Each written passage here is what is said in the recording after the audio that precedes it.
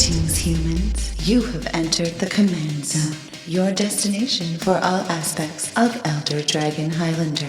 Enjoy your stay.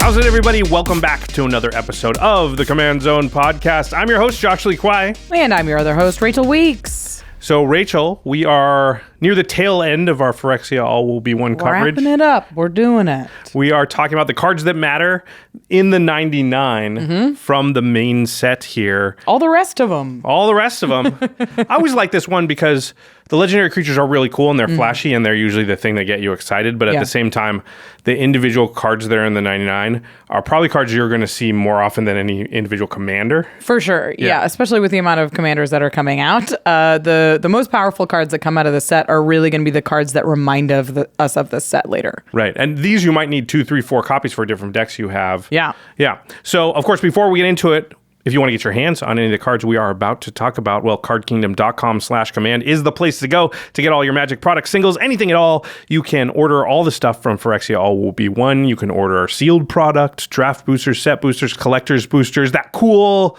bundle that has the black foil. This thing. We have it back here.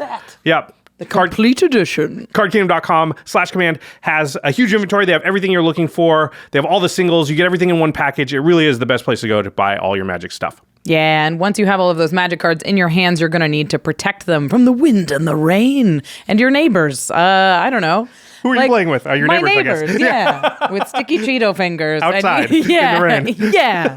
You got to protect them, and ultrapro.com/command is the place to go to do so. You can get playmats and card sleeves and deck boxes and all the stuff that you need to store your collection and protect your collection and bling out your collection. Oh yeah, bling out your battlefield. Yeah, they have all of the official Magic art licensing. So if you build a commander that you're really excited about in All Will Be One, hopefully there'll be a playmat and deck boxes and sleeves to match, and you can go to ultrapro.com/command and show up to your local game store looking sweet, all decked out, or to like one of these Magic Cons. We're about to leave pretty soon here for Magic Con Philly, and I will say that Ultra Pro Satin Towers are great when you're going on the road. They really will keep your decks protected. Absolutely. Yeah, and which is really important when you're like moving in the backpack. You got to take them out of TSA, got to put them in. Like all this stuff happens, and you want to make sure your cards are going to be safe when you're traveling. Yeah. Ultra Pro is the best for that.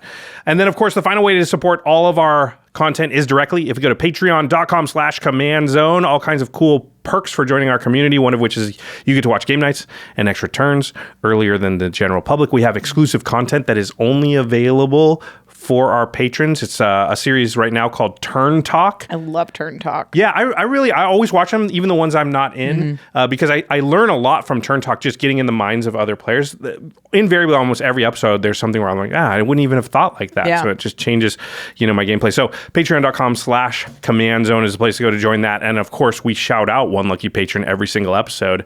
And this episode is dedicated to Wilfredo Yao. Wilfredo. You rock. You definitely rock. Okay, let's get into it here. The main topic, in the 99 analysis for Phyrexia All Will Be One. We're not going to talk about every card because there are a lot. It would take forever. We're just going to talk about the cards we think are going to make a splash in the format. Yeah, the ones that you are going to want to know the name of. You're going to want to know that it's going into your opponent's decks or into decks at game stores so you can be ready for them. Yeah, and of course, we always say this, but we won't talk about the cards also that are maybe playable but are more obvious. Like if they say zombie on them, like, pump all your zombies or whatever, you have a zombie deck, to play that. You don't need us to tell you that. Yeah. So we're going to mostly concentrate on cards that may be tough to evaluate or we think people are overrating or underrating, that kind of stuff. Yeah. All right, we always start out with the cycles, and there's really only one cycle to speak of in this set. Yeah. It is the Sun's Twilight, not Zenith. No. Which for the longest time...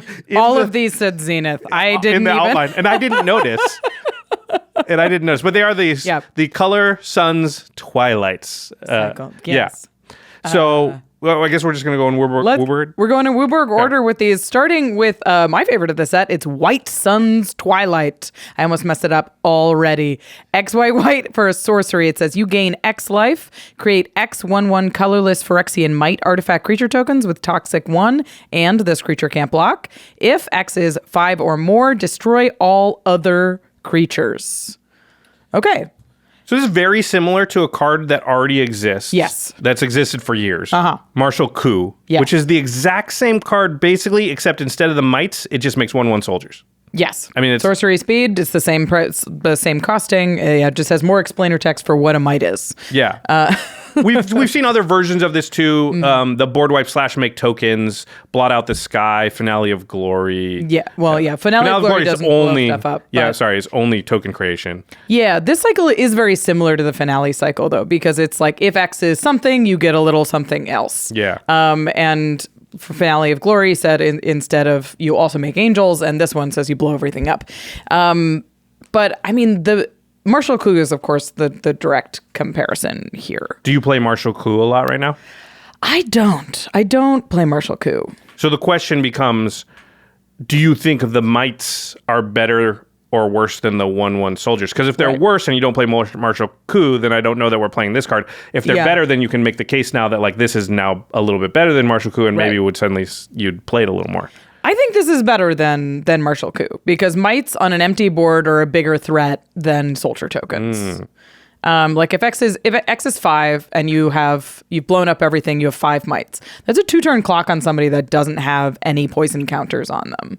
Whereas 5 soldier tokens is a much longer clock on every opponent. Yeah, depending on where in the game you are.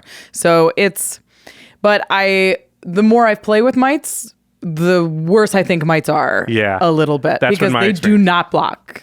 And the blocking actually is a pretty big deal, and one of the things that tokens are really good for. And I don't know that I ever really clocked how they disincentivize your opponents to attack until seeing a lot of mites on the battlefield, where I realized a lot of times I'm not getting attacked because I have tokens, and just because I could chump block, and that's not a good outcome for my opponent, so they just don't attack me.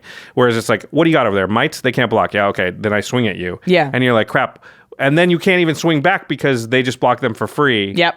So It's interesting. I hadn't really considered the idea, though, that the mites are actually stronger when you do when X is equal to a big amount. Because if X is equal to 12, if they don't do something, you're pretty likely to be able to knock out one player the next turn. But of course, if X is equal to 12, you cast something for 14 mana.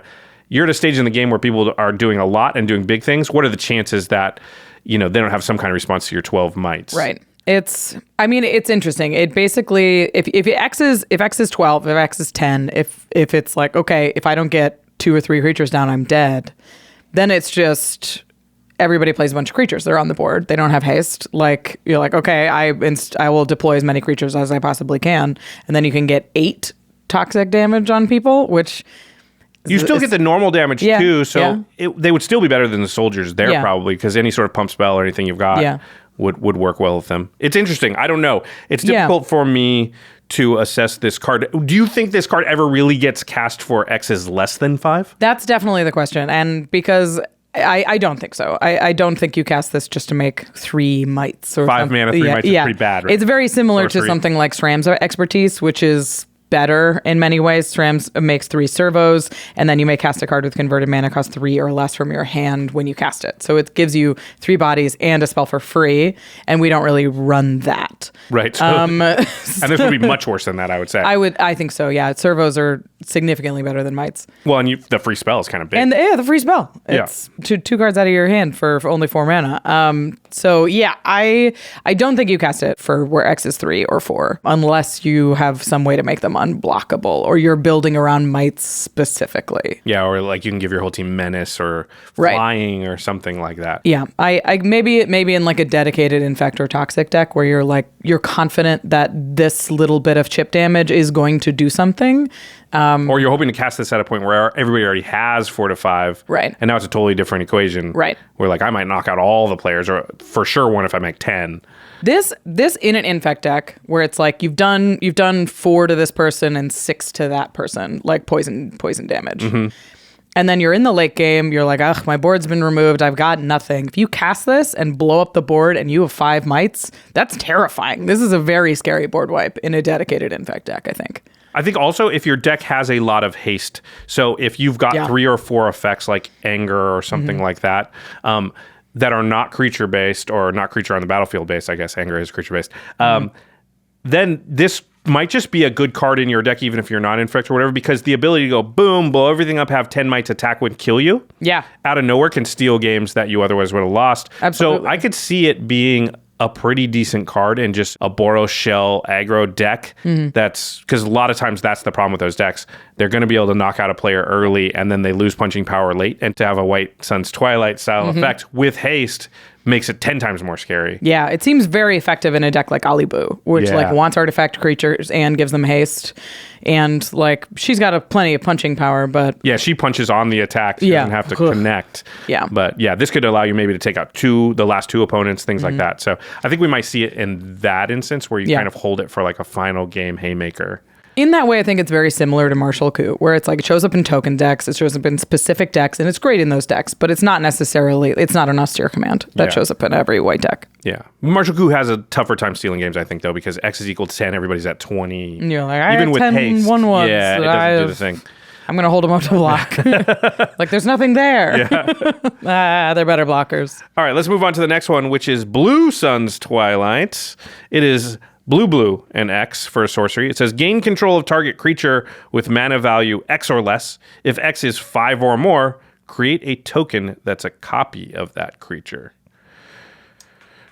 This one's kind of funky. I mean, we've seen this same sort of rate before for stealing spells. It's very similar to something like Entrancing Melody or Dominate, which we don't tend to play because it's not super repeatable and it is very expensive.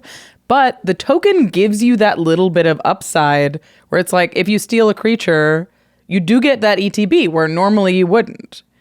Yeah, because pay 2 plus the mana value of the creature to steal it is a pretty bad rate. Not great. If you want to steal a 5-drop, you kind of pay 7. That's so much. And you remove their creature and add a creature to your board. So these are always a little bit more powerful than they read. But the fact that like, then I also get another... So now I kind of got 10 CMC worth of stuff for my 7 mana. Yeah, as long as it is a legendary. Yeah, that's true. That's a good point. If you're targeting their Sir Conrad, I hate to tell you. Yeah. But you're only going to get a dice trigger. But you're only going to keep one of them. Yeah. Yeah, that's a really good point. So it doesn't work good on the legendary creature side. I mean, I think there's 2 ways to compare this card, really. One is Control Magic, which is a 4 mana steal something. Yeah. And the other is something more along the lines of like Cackling Counterpart or like one of those instants or sorceries that makes a token copy. Right. And it's sort of those 2 things together, but it's more expensive than both of those. And there's this weird flexibility in the middle. Yeah. So like I was thinking at 3 CMC you could do certain things, but actually you can do things at 2, which you pointed out, if they're tokens. You could steal a token if somebody's made a copy token where there's a lot of Arenicus' Vile Duplications and that kind of stuff running around. You could yoink a token or a Merit Lage. Yeah, that's mine. 2 mana. Bloop, Magical Christmas Land. I'll take it. Thank you. It happens. Yep. You need it. 3 CMC steal 1 mana value stuff, so Esper Sentinels running around, Deathrite Shamans, that kind of stuff, Birds of Paradise even. Do you feel good, though, spending 3 mana to take one of those? On an Esper Sentinel, maybe. On like a Birds, no. I mean, unless I'm stealing the birds and then killing them in the air. Like, then maybe. I mean, it's kind of a ramp spell that removed their ramp spell. It's not the worst, but it's not terrible. You don't feel good about it. But yeah, like Commander players don't really play like Archmage Charm, which does that on its own. So you're hoping to do cool stuff, like you've got Agent of Treachery written down here. I think with this, you're most likely to cast this for 7, right? Because you want to get that token value out of it, I would think. And there's a lot of strong theft things at 7, where it's Agent of Treachery or it's like Expropriate. Like there's these big, powerful steal games. Oh, these are comparisons, of stuff that's similar to this at about that mana cost. That's what I mean is like if you're spending the 7 mana on this, is this the best version of it at 7 mana? And I'm not sure it is. But if you're trying to take advantage of the token thing, if you have additional synergy with tokens, so like in Broodclad or something, maybe it's worth it because definitely. Broodclad really wants to make 1 cool token to turn all its tokens into. So the fact that you're like, whatever the coolest thing is on the board that's non-legendary, I'm going to steal it, but make the token copy more importantly so that I can turn all my guys into that and then swing for a lot. That's a cool way to make a token and steal it from your opponent so they can't use it. There's some combo-y stuff you can do, like Dual Caster Mage. Oh yeah, for is sure. Something you can do. So if you cast this on something else for X is equal to at least 5, flash in Dualcaster Mage to copy it, then copy the Dualcaster Mage, then that resolves first, and the original's still on the stack. Dualcaster Mage comes in, do that again, do that again, do that again. Ink Trader Nephilim's another one that kind of does a similar thing. Right. But it says whenever a player plays an instant or sorcery spell, if Ink Trader Nephilim is the only target of that spell, copy that spell for each other creature that spell could target. Each copy targets one of those creatures. So now all of a sudden you go, oh, target my own Ink Trader Nephilim with this for X is equal to 5. Makes a token copy, you don't care, but now it targets everything else on the board and you steal everything and make a copy of everything. Yeah. So now you have like a ton of token copies of your stuff and your opponent's stuff. Yeah, and you stole all their. So it's like a clone legion for everybody. And, I mean, and that's insurrection at the same time. Yeah. What steals everything for good? I don't know. Yeah, everything under 5 CMC for sure. Yeah, and you could even over cost it so you could get everything you wanted. Yeah. So that's a cool thing you could do. Yeah. Zada does similar things where it would just basically make a token copy of your whole board. Yeah, Mirrorwing Dragon. So, but this is all stuff you can already do with other cards like Cackling Counterpark and stuff that exists. Right of replication. Right. Yeah, Picking a right of replication on your own stuff and copying your whole board is also possible in Zada. And even not kicking with Dualcaster Mage or Ink Trader Nephilim, same types of stuff. Yeah, you are stealing and copying, so it is slightly different. But yeah. And there's a little bit more flexibility. Yeah, I don't know how that makes it more or less playable. To be honest, I don't think we probably end up seeing it a lot. I don't think so either. I think if people are stealing stuff, they're trying to steal a lot of stuff, or if they're making tokens of stuff, they're doing it in a cheaper way. So it's possible that there's like the perfect deck for it that has the flexibility, but I think there's probably cheaper, better ways to do it. All right, on to the next one. Yeah, this one is Black Sun's Twilight. This is the only instant of the cycle. It's X and a black for an instant. Up to one target creature gets -X until end of turn. If X is 5 or more, return a creature card with mana value X or less from your graveyard to the battlefield tapped. So, worth noting, you can only get stuff out of your graveyard. X is equal to the CMC, and it enters tapped. But it's at instant speed. Big deal, I think. For sure. Yeah. And anything that's an instant automatically is like, well, I could play it. Right. Like there's a card that exists that is very similar to this. It's Profane Command. It's a sorcery. Yep. And I think that's like what holds it back. Yeah, that's the whole thing. Profane Command is X and a black for a sorcery. Choose 2. Target player loses X life. Return target creature card with mana value X or less from your graveyard to the battlefield. Target creature gets -X until end of turn, or up to X target creatures gain fear until end of turn. So it is 4 abilities. You get to choose 2 of them, and I think I'd still run Black Sun's Twilight over Profane Command because it's an instant. Yeah, it's a little close because I've died to the fear thing on Profane Command, and I think that's one of the reasons that it's good. Yeah. Is that the most common usage is kill something, bring something back, but it does also have this sort of, pseudo Craterhoof. Yeah, it's overrun in black-ish. Yeah, it's if I have enough creatures, I can now get them in and kill you, which is nice, and it's hard for me to square which of these things is better. But the instant speed is pretty huge, I gotta say.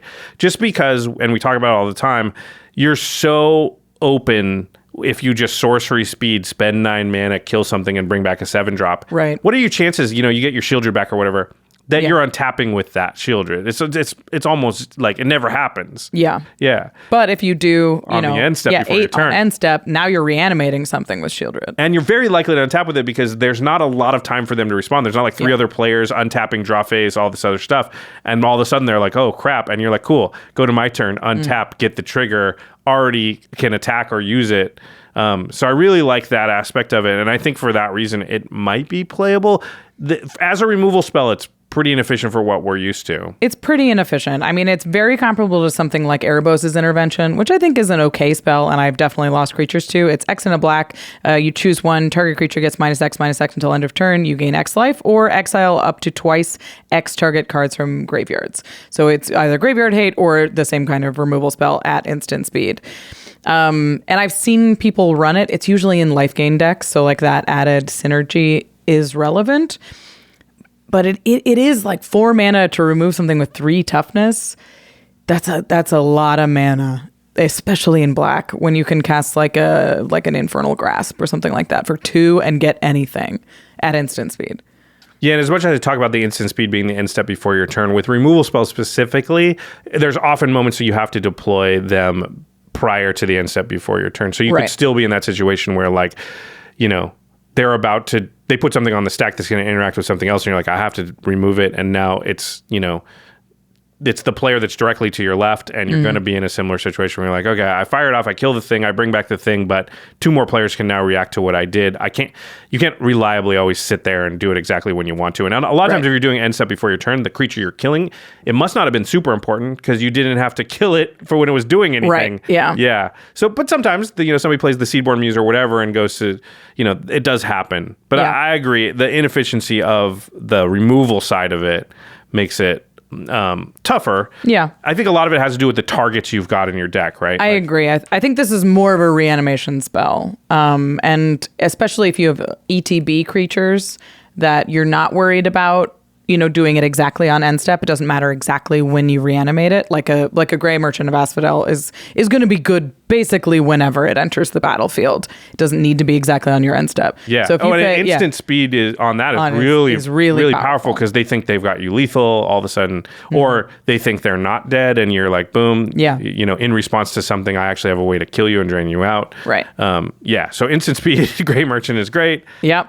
Sir Conrad, you've got down here, Turgid. Sidisi Undead Vizier makes an instant speed tutor all of a sudden. Yep. That's pretty good. I like cards that when I do this, I can untap my lands and make it basically free. So Seedborn Muse, I really like if you've got that in your deck. Because killing something, getting the Seedborn Muse back into play is like, hey, I spent 0 mana on this thing, basically. And it untaps immediately, so that ETB tapped isn't so bad. Belladros Witherbloom would be another one where it's That's if you can kill something, get Belladros back, pay the life, untap your lands. Now you got a 0 CMC removal spell that put a threat into play. Right. Yeah, and I would like those kind of threats in my deck before I would really think about running this. But if I had a few of those that I just talked about, if I had Seedborn and Belladros, and maybe something else that's high value, then all of a sudden I would consider this card as just as a gotcha piece. I think you look at it first as a reanimation spell, and it is a flexible early removal spell if you need it. You're like, that Esper Sentinel is out of control. We're just gone. So it has that flexibility, but it's intended to be in the deck as that instant speed reanimation spell. Yeah, if you're milling yourself a lot, it becomes a way better just because your options will be better. And you can win a lot of games by just being able to do something like this, which is not expected. They might expect, they might be able to stop the spell I'm doing or kill the creature. But the fact that they're going to do these 2 things is often one step further than they could predict you were going to go, and completely foils their game-winning play or whatever. It's also very uncommon for reanimation to happen at instant speed. Yeah, they won't be like, before I do this thing, what's in your graveyard? Yeah, that's not something that you would typically anticipate. Is like an instant speed Gray Merchant of Asphodel is like, what? Yeah. Terrifying. So I think it'll see play. I'm curious to see what it actually does, because Erebos' intervention has always been real close. Yeah. All right, the next one is the red one. It's called Red Sun's Twilight. I bet you couldn't have guessed that. Red and X for a sorcery. Destroy up to X target artifacts if X is 5 or more. For each artifact destroyed this way, create a token that's a copy of it. Those tokens gain haste. Exile them at the beginning of the next end step. Damn, I thought we were going to keep them for a second. No, it's so good, though. It's still good. So good. Yeah. Like, this thing is Release the Gremlins on steroids, like in many ways. Release the Gremlins sees a ton of play, especially in X spell decks. It's XX and red. Destroy X target artifacts, create X/2/2 red gremlin creature tokens. So, a card that I still think is a little underrated. Yeah? People are sleeping on it a little bit. Everyone likes Vandal Blast. We see a lot more mana rocks and stuff than, more and more, it seems like every month. And so these like pinpoint mass artifact removal spells become really good. Yeah, and the fact that you get them means like if your play group plays high CMC mana rocks, this is a free spell. If you hit like a Thran Dynamo and a Gilded Lotus, you're like, I am up mana. I have destroyed 2 things and I am up mana. It becomes a ritual. Even low CMC artifacts, I think it's not that hard to hit like 3 mana rocks, a Felwar Stone, a Signet, something else. And all of a sudden you get a 3 mana discount on this. Right. And that is looking pretty good if you spent like good. 5 mana on it, destroy 3 artifacts. Yeah. I guess you gotta spend 7 mana, destroy 5. Up to 5 though, so you don't actually have to have the 5 targets. But if 3 of them are mana rocks, all of a sudden that 7 mana was actually only 4 mana. Yeah. That's looking a lot better.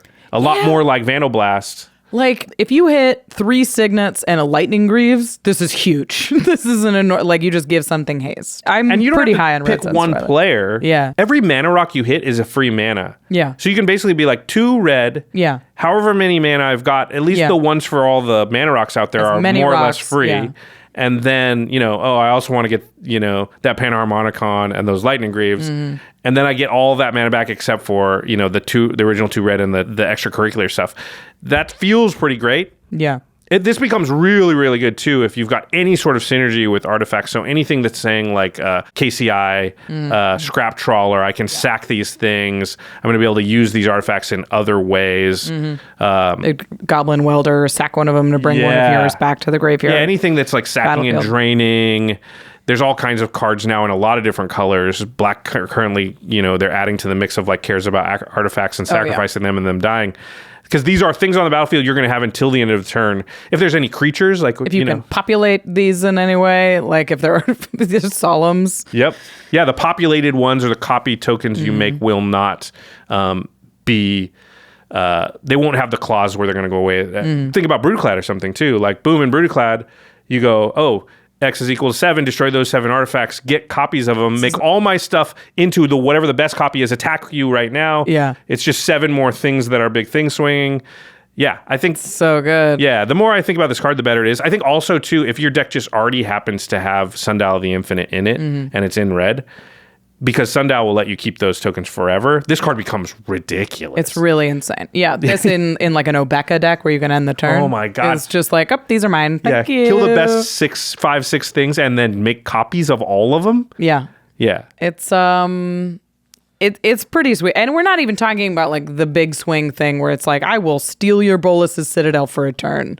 Yeah. Like there are the Great Henges. There are huge, powerful artifacts in this game and we're just talking about like Thran Dynamos and like stuff you see a lot of. Yeah, moderate scenarios. But yeah, but you could blow up a Bolas's Citadel for like 7 mana and be like, all right, I'll storm off, I guess. Yeah, Bolas's Citadel is a great example of a card that like just all by itself could catapult you into the lead in the game, only having it for 1 turn. Yeah. Because if you have the opportunity to use a sorcery speed thing on a Bolas's Citadel, you got lucky, right? Like I think we all know if somebody plays a Bolas's Citadel, your chances of surviving that turn they played it are, not great. And so you could be the player that's like, yeah, now your chances of surviving this turn, my opponents, are not great. Yeah. Because I copied it. So that's cool. I like this one a lot. This is probably my favorite one. I don't know if it's the most powerful, but it's my favorite. But yeah, very cool one. The next one's definitely the least powerful one. I mean, it was the first time that green got the worst of the cycle, maybe? Yeah. It's been a while. Yeah, I'm not complaining. I don't think they needed a good one. No, Yeah. it's Green Sun's Twilight, not Zenith. X and a green for a sorcery. Reveal the top X+1 cards of your library. Choose a creature card and or land card from among them. Put those cards into your hand and the rest on the bottom of your library in a random order.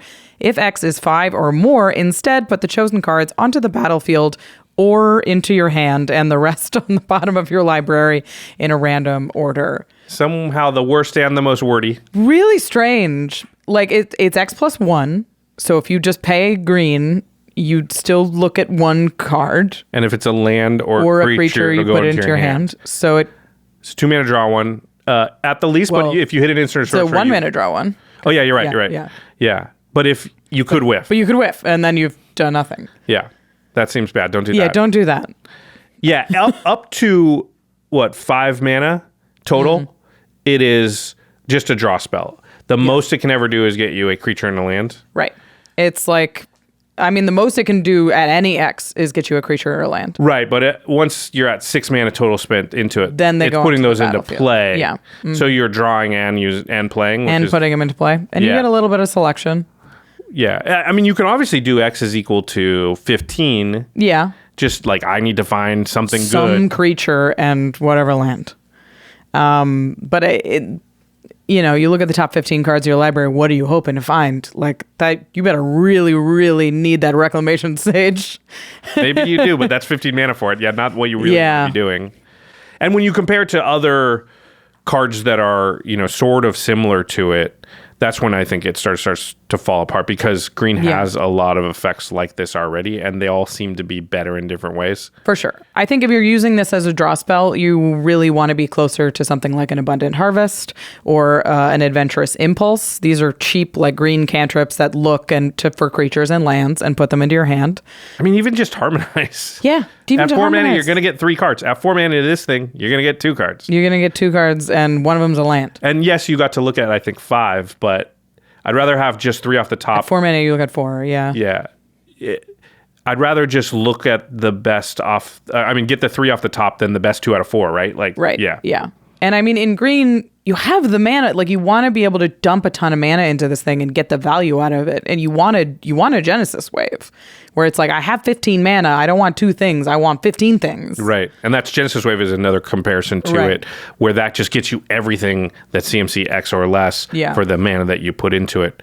Yeah, where with Green Sun's Twilight, you almost want to spend the minimum and try and get the highest CMC thing within that, right?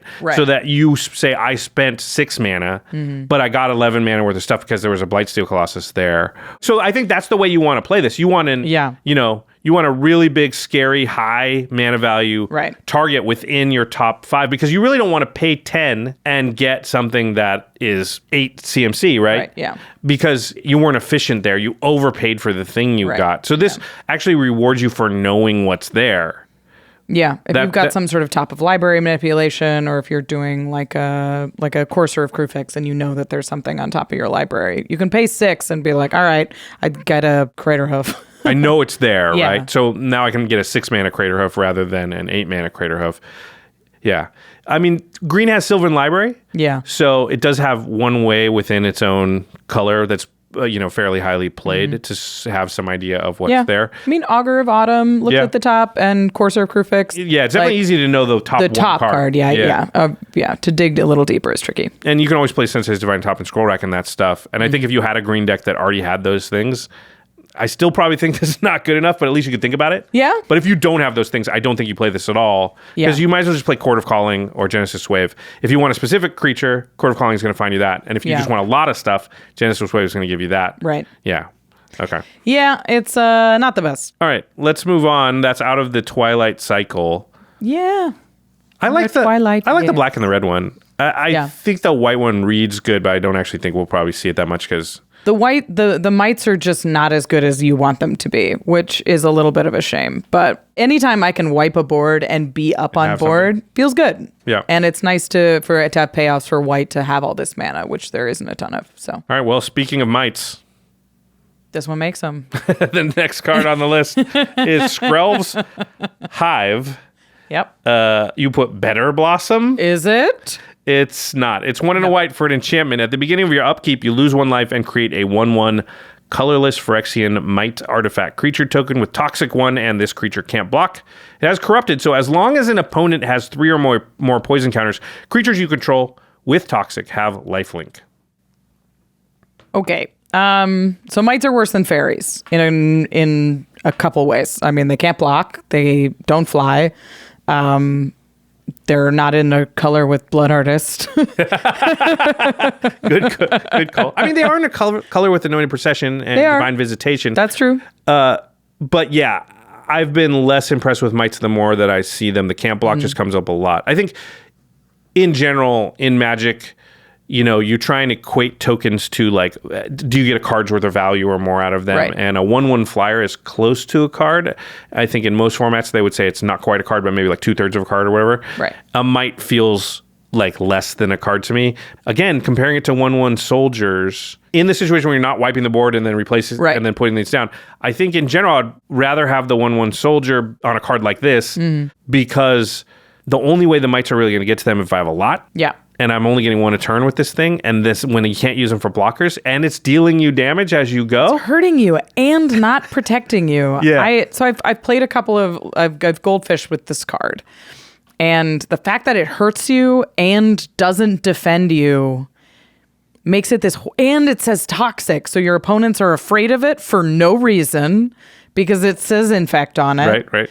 So it flags as this weird threat and then effectively does nothing for you unless you were getting some sort of synergy out of the body or like out of a creature entering or an artifact entering or you have a skull clamp or something like that. I've seen it in play a couple of times now on turn 2, and literally never saw the mites attack in any of those games, and the mites didn't do anything. Yeah. The only time when one of the games I think somebody was able to sack them, and that seemed like the best use of it. If you're like you said, there's a Blood Artist in your deck, or there's Phyrexian Altar or Ashnod's Altar, that is the best use of the mites. But if you think of them as creatures that are ever going to attack or anything, there's a very low chance they will. They just can't get in. I mean, you cast it on turn 2. By turn 3, people have something that blocks a 1/1. Yep. Like, even if they have a Sakura Tri-Builder, they're like, okay, block sack. Yeah, exactly. Like, they're no threat at all. And the flyers are. Yeah. I was thinking about this in comparison to Court of Grace, which is White's Bitter Blossom right now. And it's 4 mana and gives you the Monarch. And it's so much worse than Court of Grace. Yeah. Which and Court of Grace is not even broken. It's a good card. Court of Grace is a good card. It's a little slow, but it's like, so I would rather have Court of Grace on 3 than this on 2, like 95% of the time. Yeah, I think this card, you really want tokens and be sacking them. Because you have to think about this card when you draw it on turn 6, 7, and 8 as well. Yeah. So if you play it on 2, which is the best case scenario, and you're going to get 6 to 8 tokens from this thing throughout the course of the game, even then we found it to be lackluster. But there are a lot of games where you don't draw it until turn 6, 7, or 8, and then it's like it's not going to do anything. You'd rather just have raise the alarm or something. Right. It's going to give me 2 things right now. You know what this card reminds me of, which is a little sad. It reminds me of Doomed Artisan. Remember this card? No. 2. Yeah, I do. It's 2 and a white for a human artificer. It says sculptures you control can't attack or block. At the beginning of your end step, create a colorless sculpture artifact creature token with this creature's power and toughness are equal to the number of sculptures you control. It's a 1/1. It feels like that because it's 3 mana. You make this thing. It doesn't do anything. Right. But you make it. Yeah.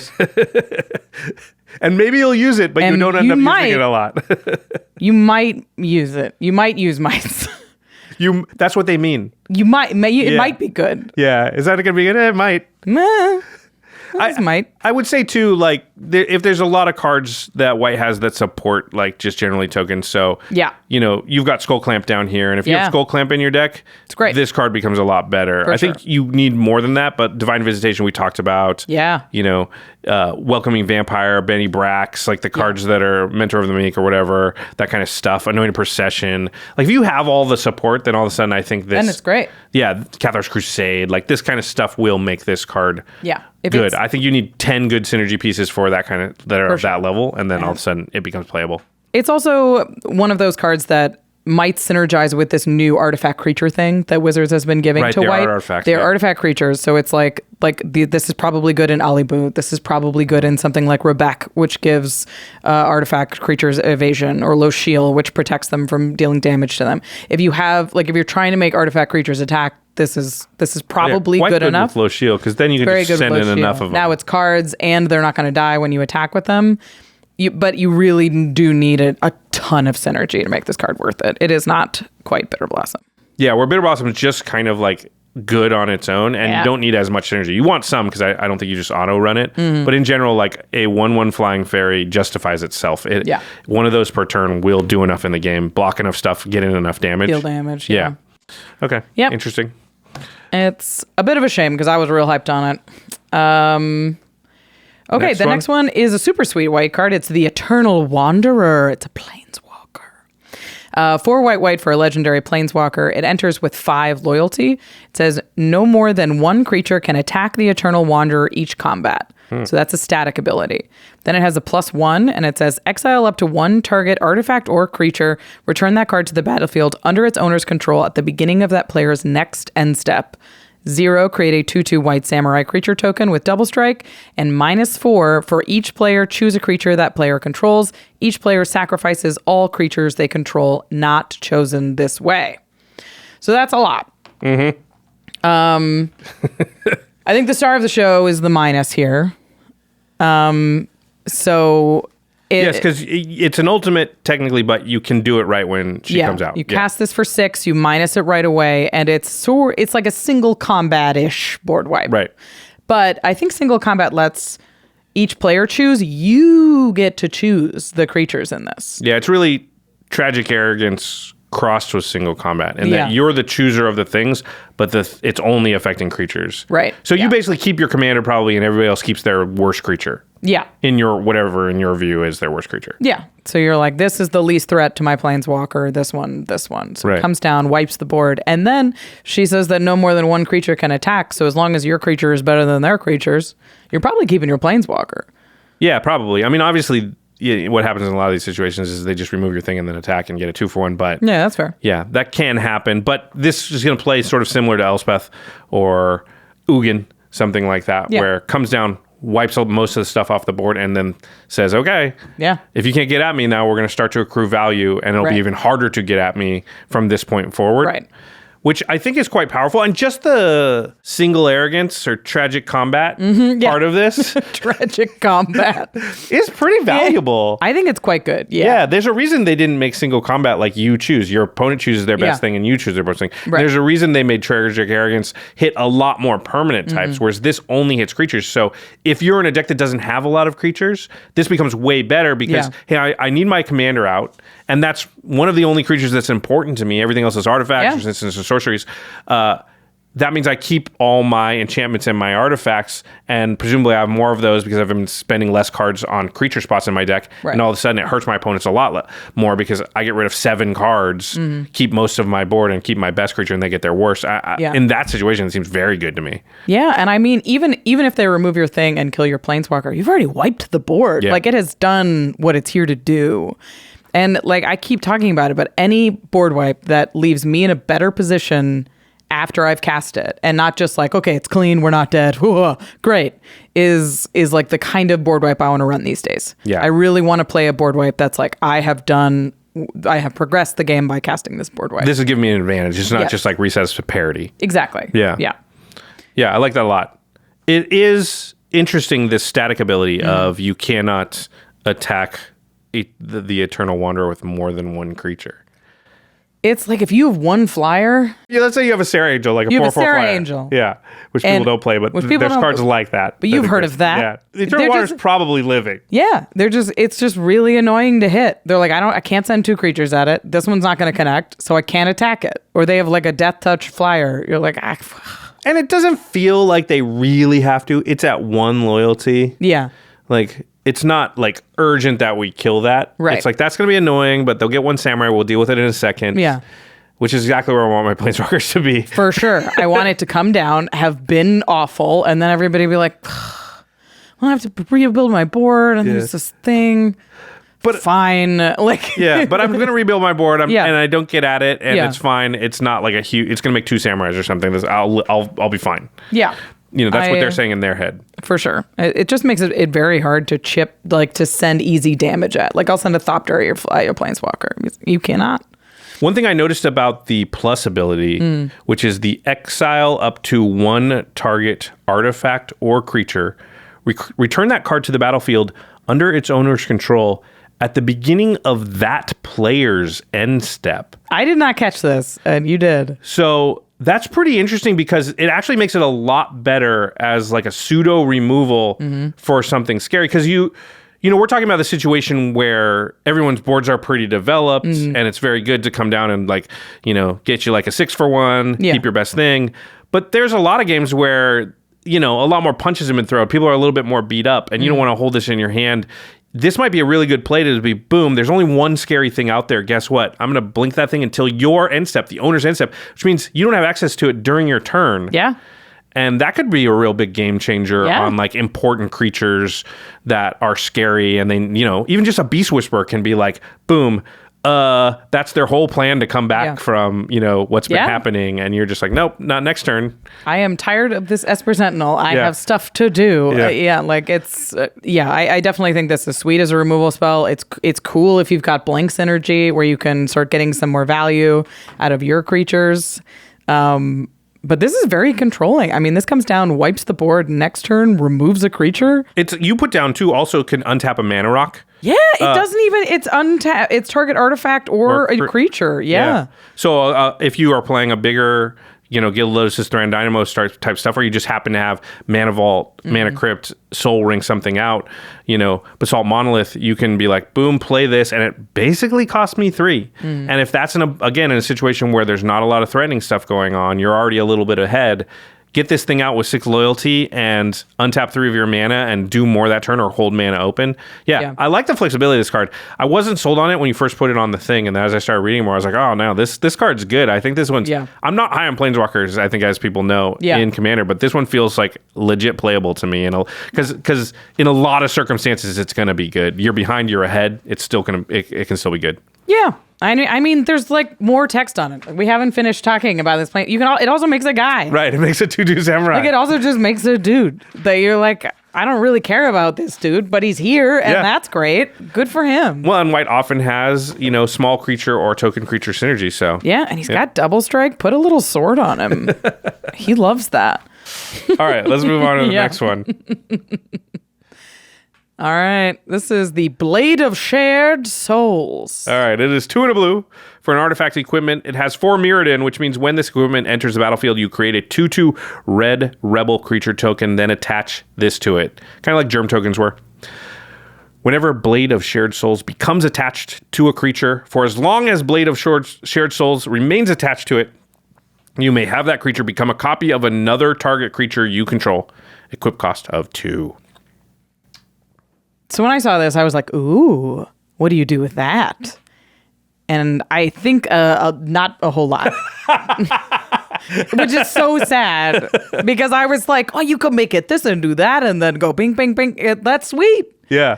But the good thing about clones is you get the ETB on creatures. You're like, I didn't think about this until you pointed out. I was like, oh, yeah. I copy your dockside. It's the dockside now. This doesn't become a copy of the creature until it equips. So it makes the 2/2 and then becomes equipped. It's not entering the battlefield. It was already on the battlefield. It just changed into something else. Right. So it's like mutating or something almost. Yeah. Where you don't get another ETB. Yeah. It's less of a Glasspool Mimic and more of a Shape Sharer. Yeah. Which is... How many times have you ever seen Shape Sharer on the battlefield? Not many. It's been a while. Yeah. I used to a lot. Yeah. And not so much anymore. I think I was disappointed when you pointed that out. I was like, oh yeah. Oh crap. So, and it's even creatures you control. Yes. So it doesn't even open you up to awesome things your opponents have played. Yeah.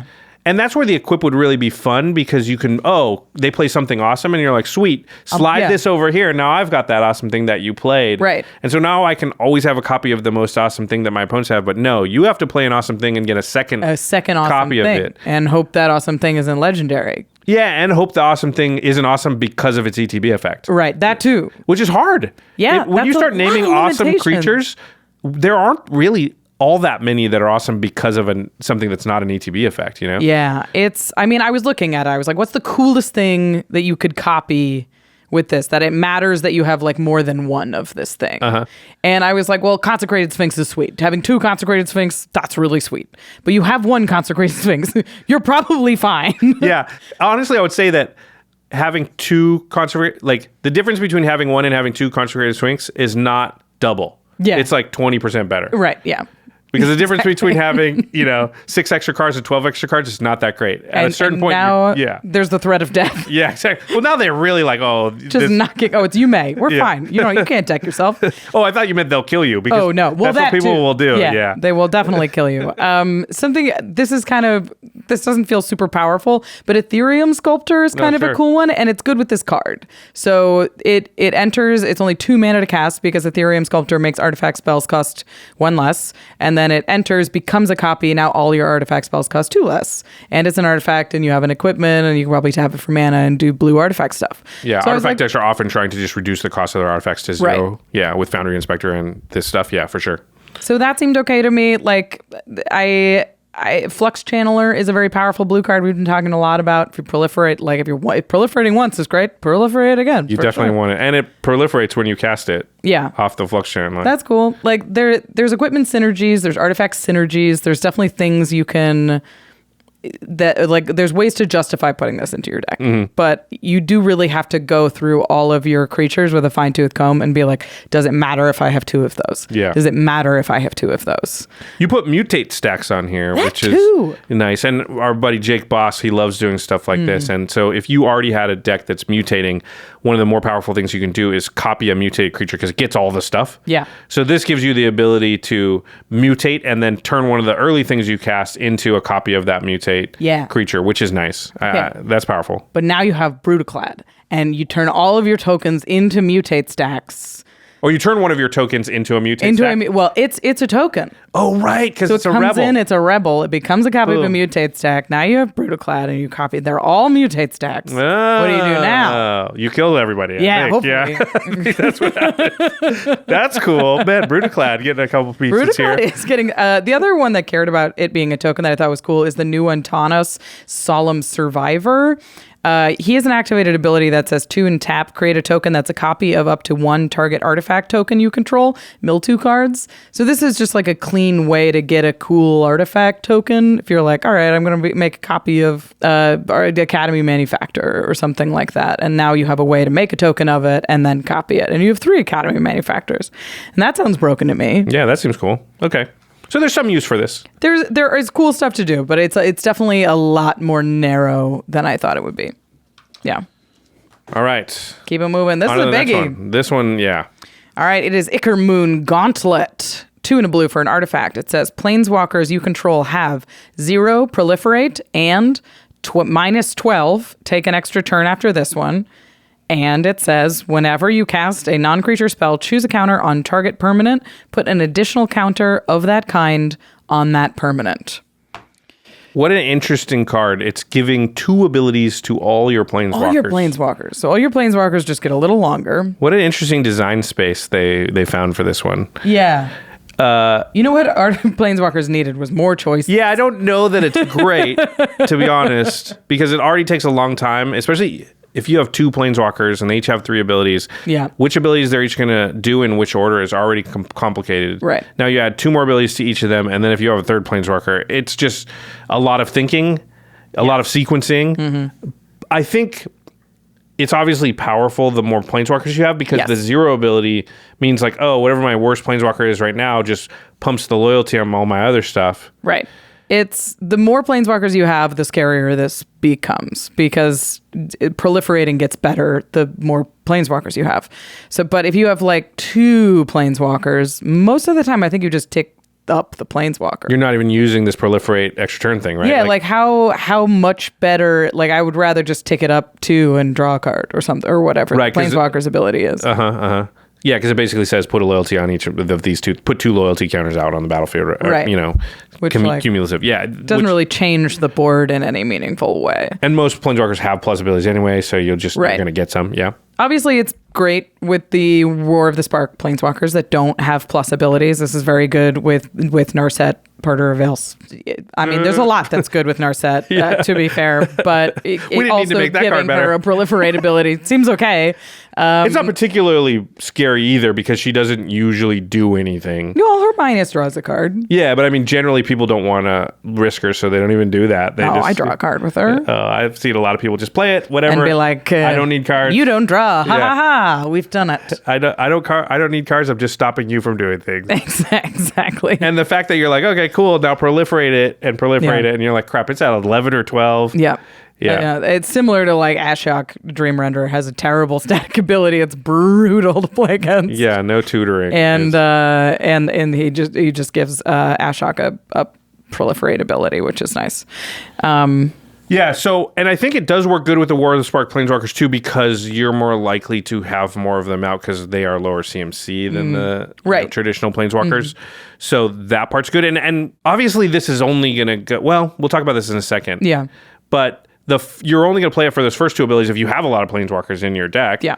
What's the point at which, I'm trying to do the math here, you need to hit where you kind of get to do the extra turn thing? Yeah. Because once you're there, I think you kind of win. Is it for sure. 5 Planeswalkers? You 0-1, you put 1 on the other 4. Like how the average or you put 1 on all 5 of them, yeah. To get up to 12. Yeah, but obviously they're going to start with some when you play this. Like they're on the battlefield, so they all have at least one, but probably some has 4 or 5. Yeah, they come in, they're at 4. Yeah. So you need to proliferate 8 times. So if you just go play this, all of them proliferate, you've got 4 or 5 of them, you'd get up to like 8 or 9 on everything. Yeah. Which is hard to get through. That's a big wall. That represents like 45. And now you've activated none of your planeswalkers, which is a bummer. You don't have to go all in like that too. You can play like 3 of them and then use the 2 5 abilities. of them. Yeah.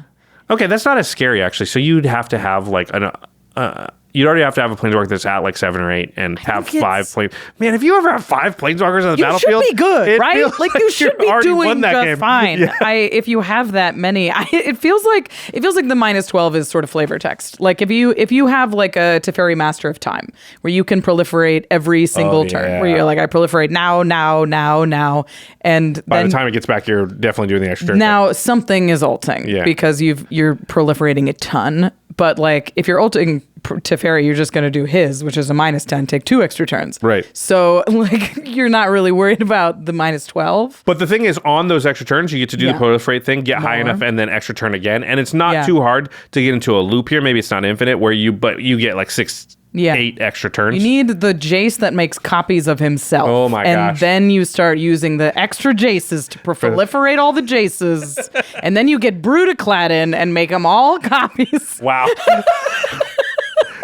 Well, if you assemble that, 5-card combo, then you should congratulations, you should win. That's pretty cool. Well done. If you want to get to the -12, you do need to like these things. When you put a counter on it, you put more on. So you need like a Lae'zel Vlaakith's Champion probably, or like a Peer.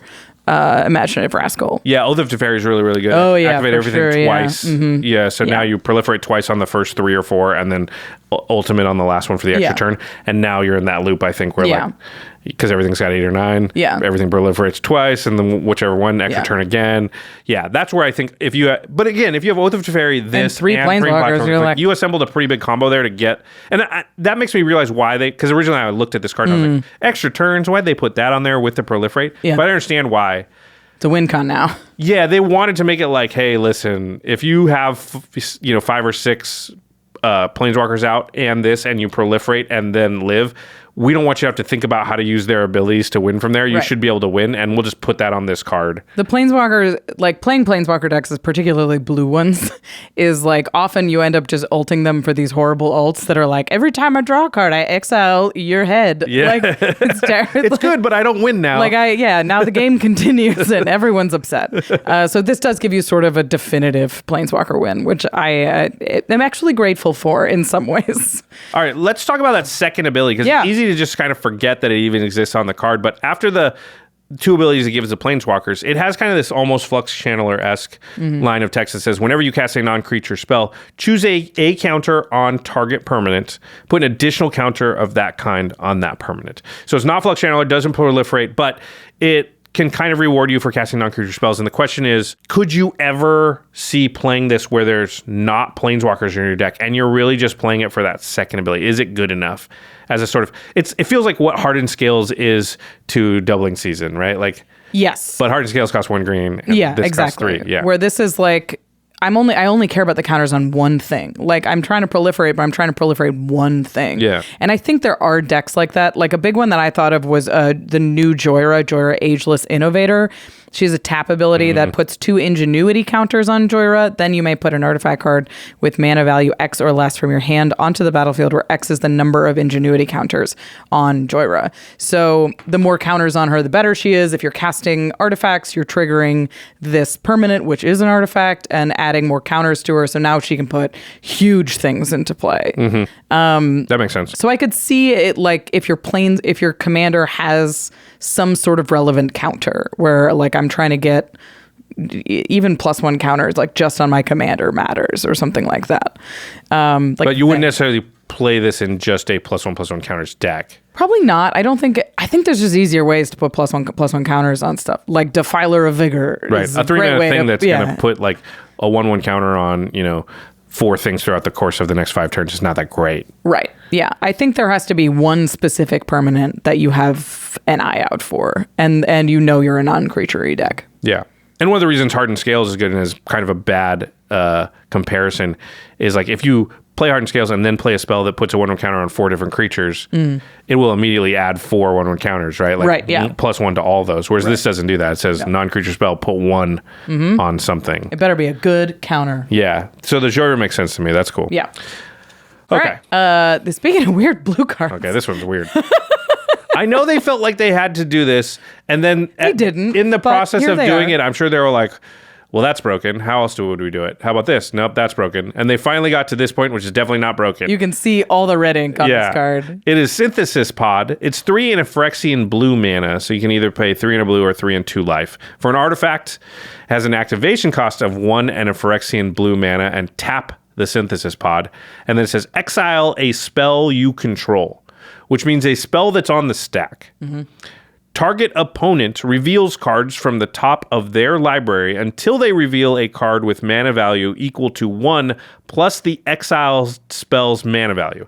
Exile that card, then shuffle. Then that player shuffles. You may cast that exiled card without paying its mana cost. Confusing. Here's what would have to happen. Let's say I cast a Brainstorm. Yep.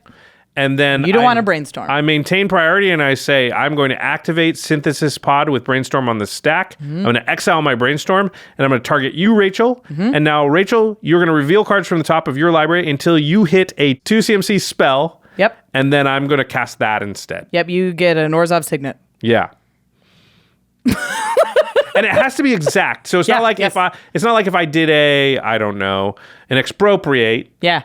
Then I'm You going to look exile for a them. 10 CMC spell in You her will deck, whiff. which maybe she doesn't have. Yeah. Which means I would whiff. Yeah, I would get nothing. You don't be like, oh, 8, I'll take that. No, you don't get that choice. It has to be exact. Yeah. So you don't know what you're going to get. You're going to get it from an opponent's library. It's only 1 more than the spell you cast. Yeah. And that spell has to be on the stack. Yep. So you have to have paid mana for it. Yeah, or something. cascaded into or whatever. But yeah. Boy, it just seems like it's very hard for this to be worth it. Yeah. So I was like, how do you look at a pod and you're like, how do I break it? Yeah. Like, how do I break it? How do I know what I'm after? And it was like, you could put stuff on top of their deck with Noxious Revival? Yeah, That's the only one I with can think of, yeah. like a Noxious Revival or like a Submerge puts a card on top of their deck, like Memory Lapse counters a spell, puts it on their Lapse deck. of Certainty. I love Yeah. that card. So if you're like, okay, I don't want you to have a Cultivate, I'm going to Memory Lapse Cultivate, then cast my Rampant Growth, pay 1 mana also, and 2 life, counter it with my thing to get your Cultivate. This is worth it. I don't know. Now you've spent a Memory Lapse and a Rampant Growth and a mana and this a card Synthesis Pod, yeah. to get their Cultivate. I mean, obviously you want something better than that, but how are you in control of that? Yeah. So I was like, okay, you like Lantern of Insight, you can know what's on top of their library, but you still need a spell that is exactly 1 less than the spell on top of their library, plus the mana to cast it and like extra mana to activate this. So you're still okay. So even if you know, it's so you're still hard. overpaying, Yeah, because you're paying 3, like you're paying for the spell, and then the 1, and then 2 life to cast it. So you're just paying 3 mana to get a 3 mana spell. Yeah, And 2 life. It's really so like it works with X spells. So you could be like, all right, my deck is full of X spells. I'm looking for a Wrath of God, and I'm gonna cast X is equal to 3. I'm gonna counter this and hope you have a Wrath of God in your deck. Yeah, and in You those could do cases, that. you can even talk to your opponent. Like, Right. you have a blah, blah, blah. What is your board wipe? Yeah. Like you can work. And I aim for it. Yeah, you could shoot for it. You will still whiff many times. Yeah, because is that the only 4 CMC spell in your There's deck? no it's way. not. Okay, There's no well. way it is. Yeah. Okay, so I was like, so how do you do this without spending a card to do this? Okay. Because you're like, if I don't want to cast my spell and then counter my spell, like maybe we do this with Cascade or something like that, where So you get a free cast of something, and then you turn that free cast into +1 off the top of there. right. So you're like, okay, I cascaded into a Orzhov Signet. I don't want that. I'm going to counter my own Orzhov Signet on the stack, and I'm going to search through your deck for something 3 CMC, and whatever that is, it'll be better than my Orzhov Signet, I Right. guess. Hopefully. Hopefully. Okay. You Seems can also like do a pretty narrow usage. You can do this with copies. So if you know you're copying a lot of spells, you're like, all right, I don't necessarily need a second one of these. I'm going to go find a different spell with it. Often copying like a counterspell is no good. So this could turn the ability to like cast a counterspell when like Jin-Gitaxias or something is out, and then you can turn that second copy of the counterspell into something useful. Yeah. Or like if you're a Krark the Thumbless deck, if you're playing a real goofy Krark deck and you're like, I really don't need another rampant growth. I'll go find your generous gift and hopefully I'll hit that. You can't search their library. No, we want to make sure you're just flipping off the top of their deck until you find the next thing that is the right mana value. Yeah. So this is what I just thought of. I like this with Cheerios. Oh, interesting. Because if they're playing, most of the 1-drops that we play in Commander is very good. Yeah. So you could hit a Soul Ring, you could hit an Esper Sentinel. Skull if Clamp. they're Swords to Plowshares, Path to Exile, Vampiric Tutor. You know what the 1-drops are. They're all awesome, yeah. And they're all going to be pretty good. So I like this with 0-cost spells. You're not putting mana into it. Like, you don't care if your Shield Sphere resolves. Yeah, you're going to get their Mana Vault or whatever. Yeah. Yeah. You're not going to get a Signet. It's ironic, but your variance for the 2-drop slot is going to be a lot higher. Because, So if you're doing X spells, like you could cast the spell for 0 and then counter the 0-drop and then go get like there's probably only 5 cards in their deck, and if you looked at them, you'd be like, I'll take any of them. Yeah, exactly. Like I think the one slot is going to be the most reliant. You really don't want to hit 2, you really don't want to hit 3, and 4 could be anything. Like who knows? So Cheerios decks with blue, maybe you play this. Maybe. I'm tried. Okay. Here's an idea. What about you just Squee the Immortal? So you cast Squee. So it's not costing you a spell. Yes, you exile him, and then you go get a 4-drop, and then you could cast Squee from exile, so you didn't lose a card on it. It's not the worst. It kind of turns it into pseudo card draw a little bit. It's now you're going to find 4. I mean, you're spending a lot of mana casting Squee, but you're getting 4-drops out of it. Getting that mana back out of it. Yeah. I liked you said it's good. If Possibility Storm or Knowledge Pool or something is out. Right, yeah. So if you know a spell is going to be countered anyway. Yeah. If your opponent counters it, or if you're like, I run Knowledge Pool, this is a Knowledge Pool deck, then you can use the spell that you know is going to be countered, get the triggered ability on the Knowledge Pool, and then exile it and go get another spell from your opponent's deck. But anybody who's playing Knowledge Pool has like got Teferi or whatever as their commander, and they're not. The Knowledge Pool is not hurting them; it's hurting everybody else. But this might be a way for you to like make it out from under a Knowledge Pool. It's tough because you're still only going to cast one thing a turn. So I don't know if that will even solve your problem. Possibility Storm, that kind of stuff. Yeah, there's going to be some corner case where this card is sweet, and I don't know what the corner is. I really looked in all the corners. I liked your last statement here, though. It gets better the better you know your opponent's deck. Mm. Yeah, and this could be a card too. Not all playgroups are even as far as like the cards everybody owns and has access to. Mm-hmm. And cards like these are nice as equalizers against people who like, well, you got a better collection than me or whatever. Yeah. You have, you just spend more on Magic, spend more time around it, have been collecting for longer. Yeah. And this is a way for me to play some of the cards out of your deck. It's hard to complain. I'm beating you with your, what does Sheldon say? You did this to yourself. You did this to yourself. Yeah. Okay, what if you cast something that you know you're not going to hit anything? So you reveal your opponent's whole deck. You're just using it to look at their deck. Just to look. Yeah, you just want to see their deck. It's the expropriate. You exile your own expropriate. Yeah. Don't do that because expropriate would have won you the game. Why would you counter your own expropriate? But now you know all the cards in there. So how can you lose? Perfect information. Sun Tzu said, if you know your opponents and know yourself, you need not fear the outcome of 1,000 battles.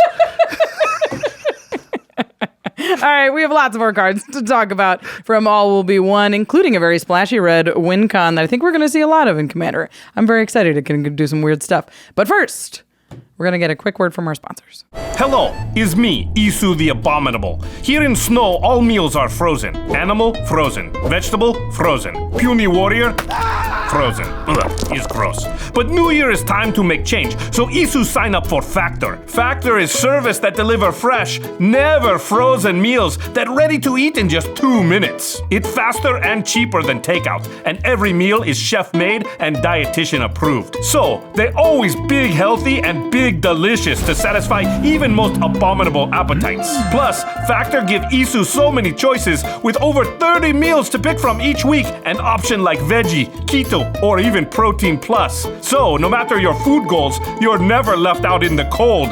Get it?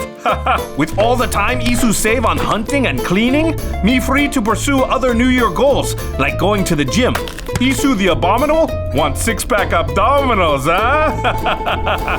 Head to factormeals.com/command50 and use code command50 to get 50% off your first box. That's code command50 at factormeals.com/command50 to get 50% off your first box. What's up, Josh? Rachel, oh, thank God. I need your help. I think I'm stuck in a time loop. What? Oh, hiring is a nightmare. Every day I wake up and I spend hours browsing job sites and searching through resumes, but it's all the same. I'm getting nowhere. That's not a time loop, Josh. That's just you not using Indeed. Instead of spending hours on multiple sites, Indeed lets you attract, interview, and hire all in one place. You'll find top talent fast with powerful tools like virtual interviews or Instant Match. Whoa, this Instant Match? It's great. I literally just sponsored this job post and I already have a short list of qualified candidates. It's like Indeed did all the work for me. See? Wait, so I'm really not in a time loop? No. Oh God. What did you do, Josh? What did you do?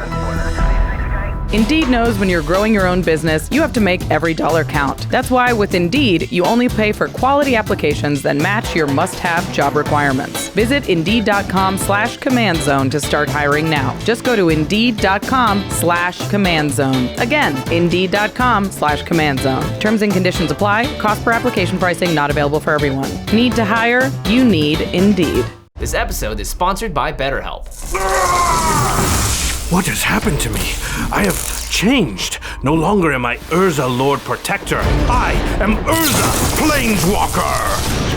I have become my best self, but a lesson I learned all too late is if you wish to become empowered, you don't need power stones, you can just try therapy. Working with a therapist can bring you closer to becoming the best version of you. If only I'd realized that sooner. Instead of starting a war with my brother Mishra, therapy could have equipped me to work through our conflict like adults. And if you're thinking of trying therapy, BetterHelp is a great option. It's convenient, entirely online, and more affordable than my meld cost. Heck, in my rage, I blew up a whole continent. With BetterHelp, I could have learned to manage my emotions in a much more productive manner, like macrame or something. Yes, macrame. I shall master macrame.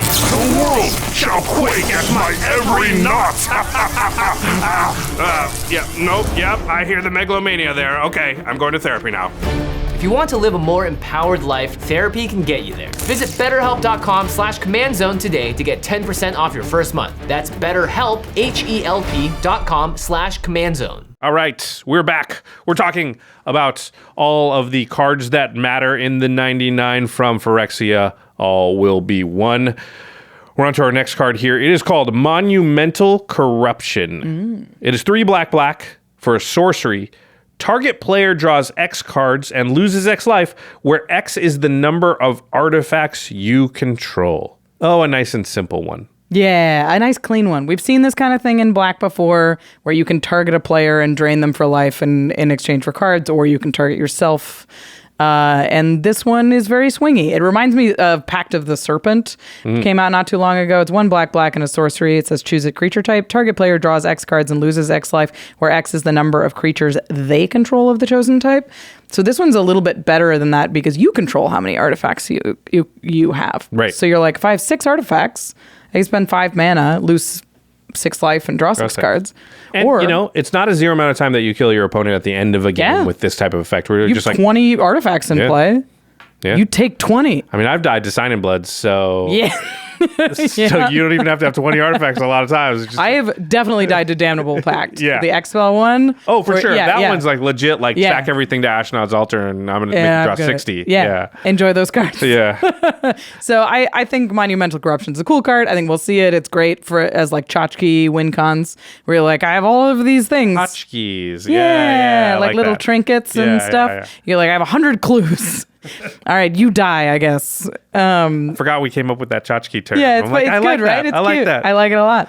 It reminds me of Tezzeret, Master of the Bridge. I think if you're running Tezzeret, where it has a plus ability that drains people for the number of artifacts you control. Yeah, that's a good signpost. Yeah, I said, how many cards do you think you'd have to reliably draw in order to be happy with this card?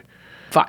Yeah. So if you're spending 5 mana for 5 cards as a baseline, if you can, every time I cast I get at least that, then your deck probably wants this because the upside is probably like sometimes I get 10. Yeah.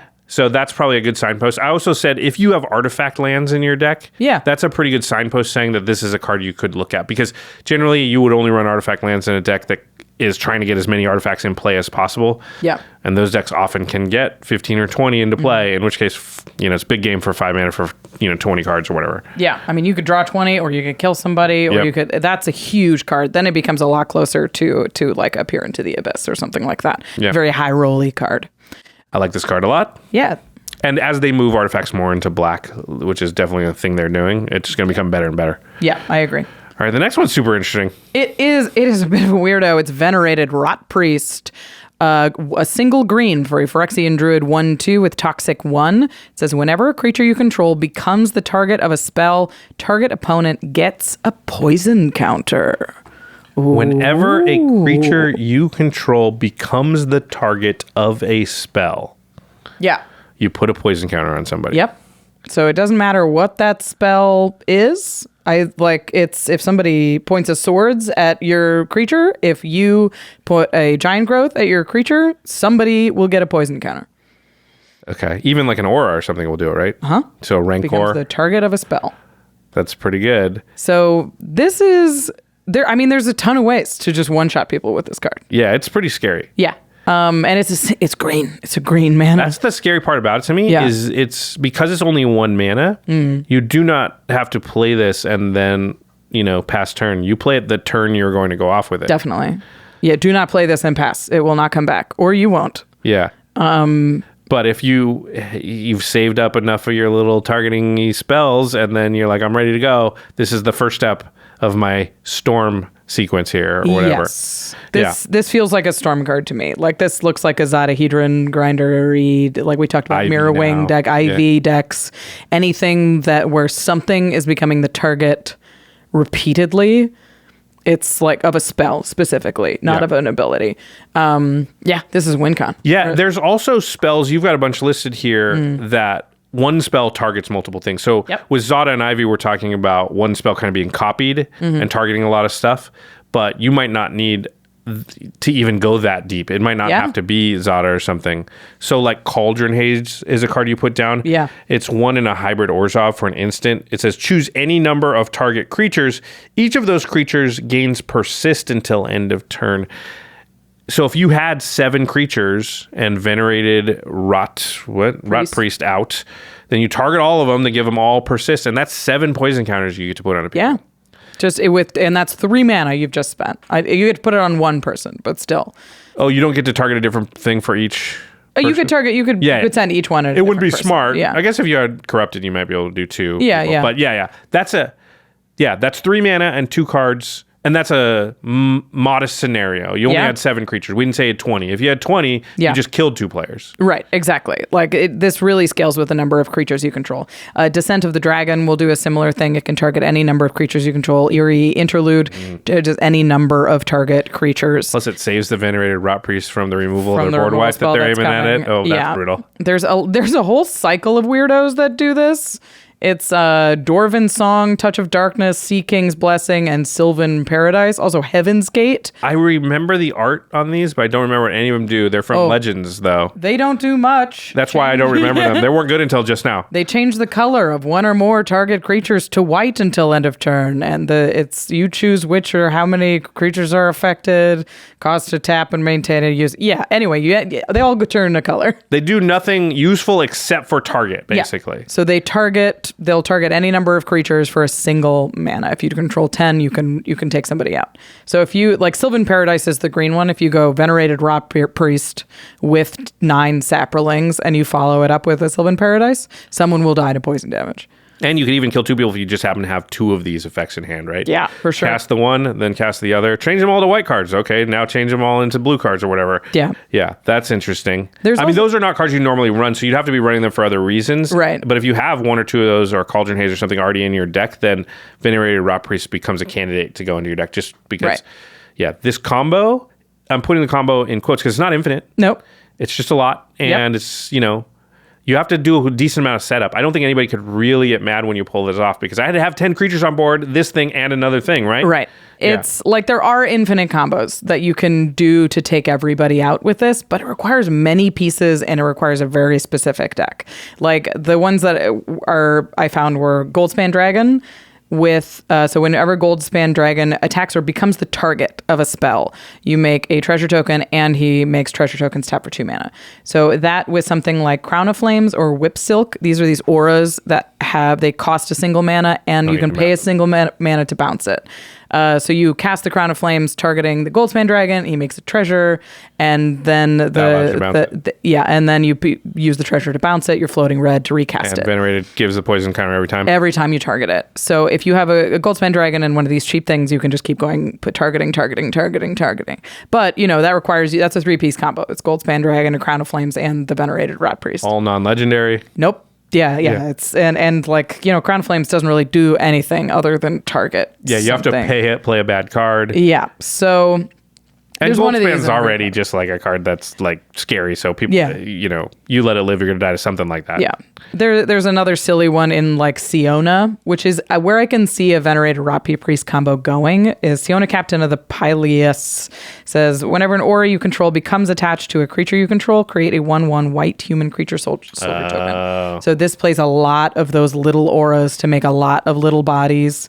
And this with Rancor and Phyrexia and Altar plus Siona, you can sack the body to make the mana, cast the Rancor, make another body every time. Yeah, every time. So there will be infinite combos with this. I could see it in like a Mazzy deck, which whenever an aura falls off, you can recast the aura. There are loops where you can do that, but they're tough loops. These are multiple cards, many of them bad in colors that don't really tutor for these things. I really liked the Chain of cycle, and I think you can do some stuff with Chain of Vapor because everyone forgets, but you target something, bounce it, and then whoever's thing got bounced can sacrifice a land and recast Chain of Vapor, and then it continues. Like, usually it's supposed to be you bounce my thing. I go, oh yeah, sack a land, bounce your thing. And you go, yeah, sack a land, bounce your thing. And then we can keep going until we run out of lands or somebody stops.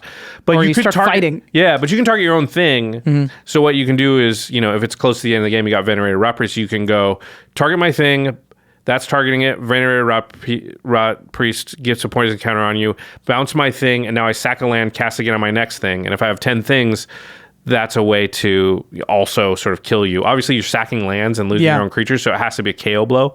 But Chain of Vapor is like a good card. Yeah, and that's a card you're going to run anyway. Right, yeah. So that just gives you a win con out of 2 cards in your deck, that are already in your deck. You're not having to put bad cards in to make this work. A bad card, though, that would still be good with Venerated Rot Priest is Chain of Silence. Yeah, and it's not a horrible card, but what I like about this one is you don't need 10 creatures anymore. You don't need to bounce it. Yeah, so it's 1 and a white for an instant. It says prevent all damage target creature would deal this turn. That creature's controller may sacrifice a land. If that player does, he or she may copy the spell and choose new targets for the copy. So what you do is just target the same creature over and over, sacrificing your lands. And now all you need is a Venerated Rot Priest and 10 lands. Yeah. And you can KO a player. Right. So, and the Chain of Silence is not a completely like unusable card. It will also save you and be useful in a certain other circumstances where like cards that are like turn any number of target creatures white will do nothing. It'll never save you. It might. Yeah. It could.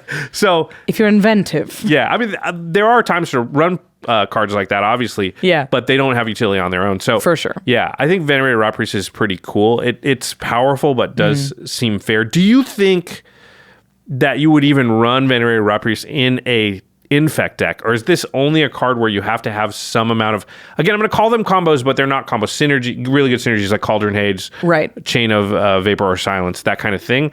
Because that's what I thought was funny about this card. It's very good at putting poison counters onto players, but I'm not sure I run it in an infect deck. You need a lot of pump spells. Like you need to be a dedicated, we're doing infect creatures with a ton of pump spells to make that happen. Yeah, most decks don't have a lot of ways to target their own creatures, right? I mean, yeah, definitely not in Commander. Like I have a lot, but I'm dumb. I like combat tricks because they're silly. Nobody sees it coming. Yeah, like I have a Kirk Tana deck that this will go into because it makes a ton of creatures. It uses a bunch of pump spells. Kirk doubles them and gives you multiple targets. So this is a win con in a Kirk and Tana deck. But that's a Gruul Spellslinger deck. So I think there are places that this will go. Probably like Wart the Raid Mother I've seen, that kind of stuff. happen with similar spells, usually as Zada in the 99. So I think that'll be where we see it the most.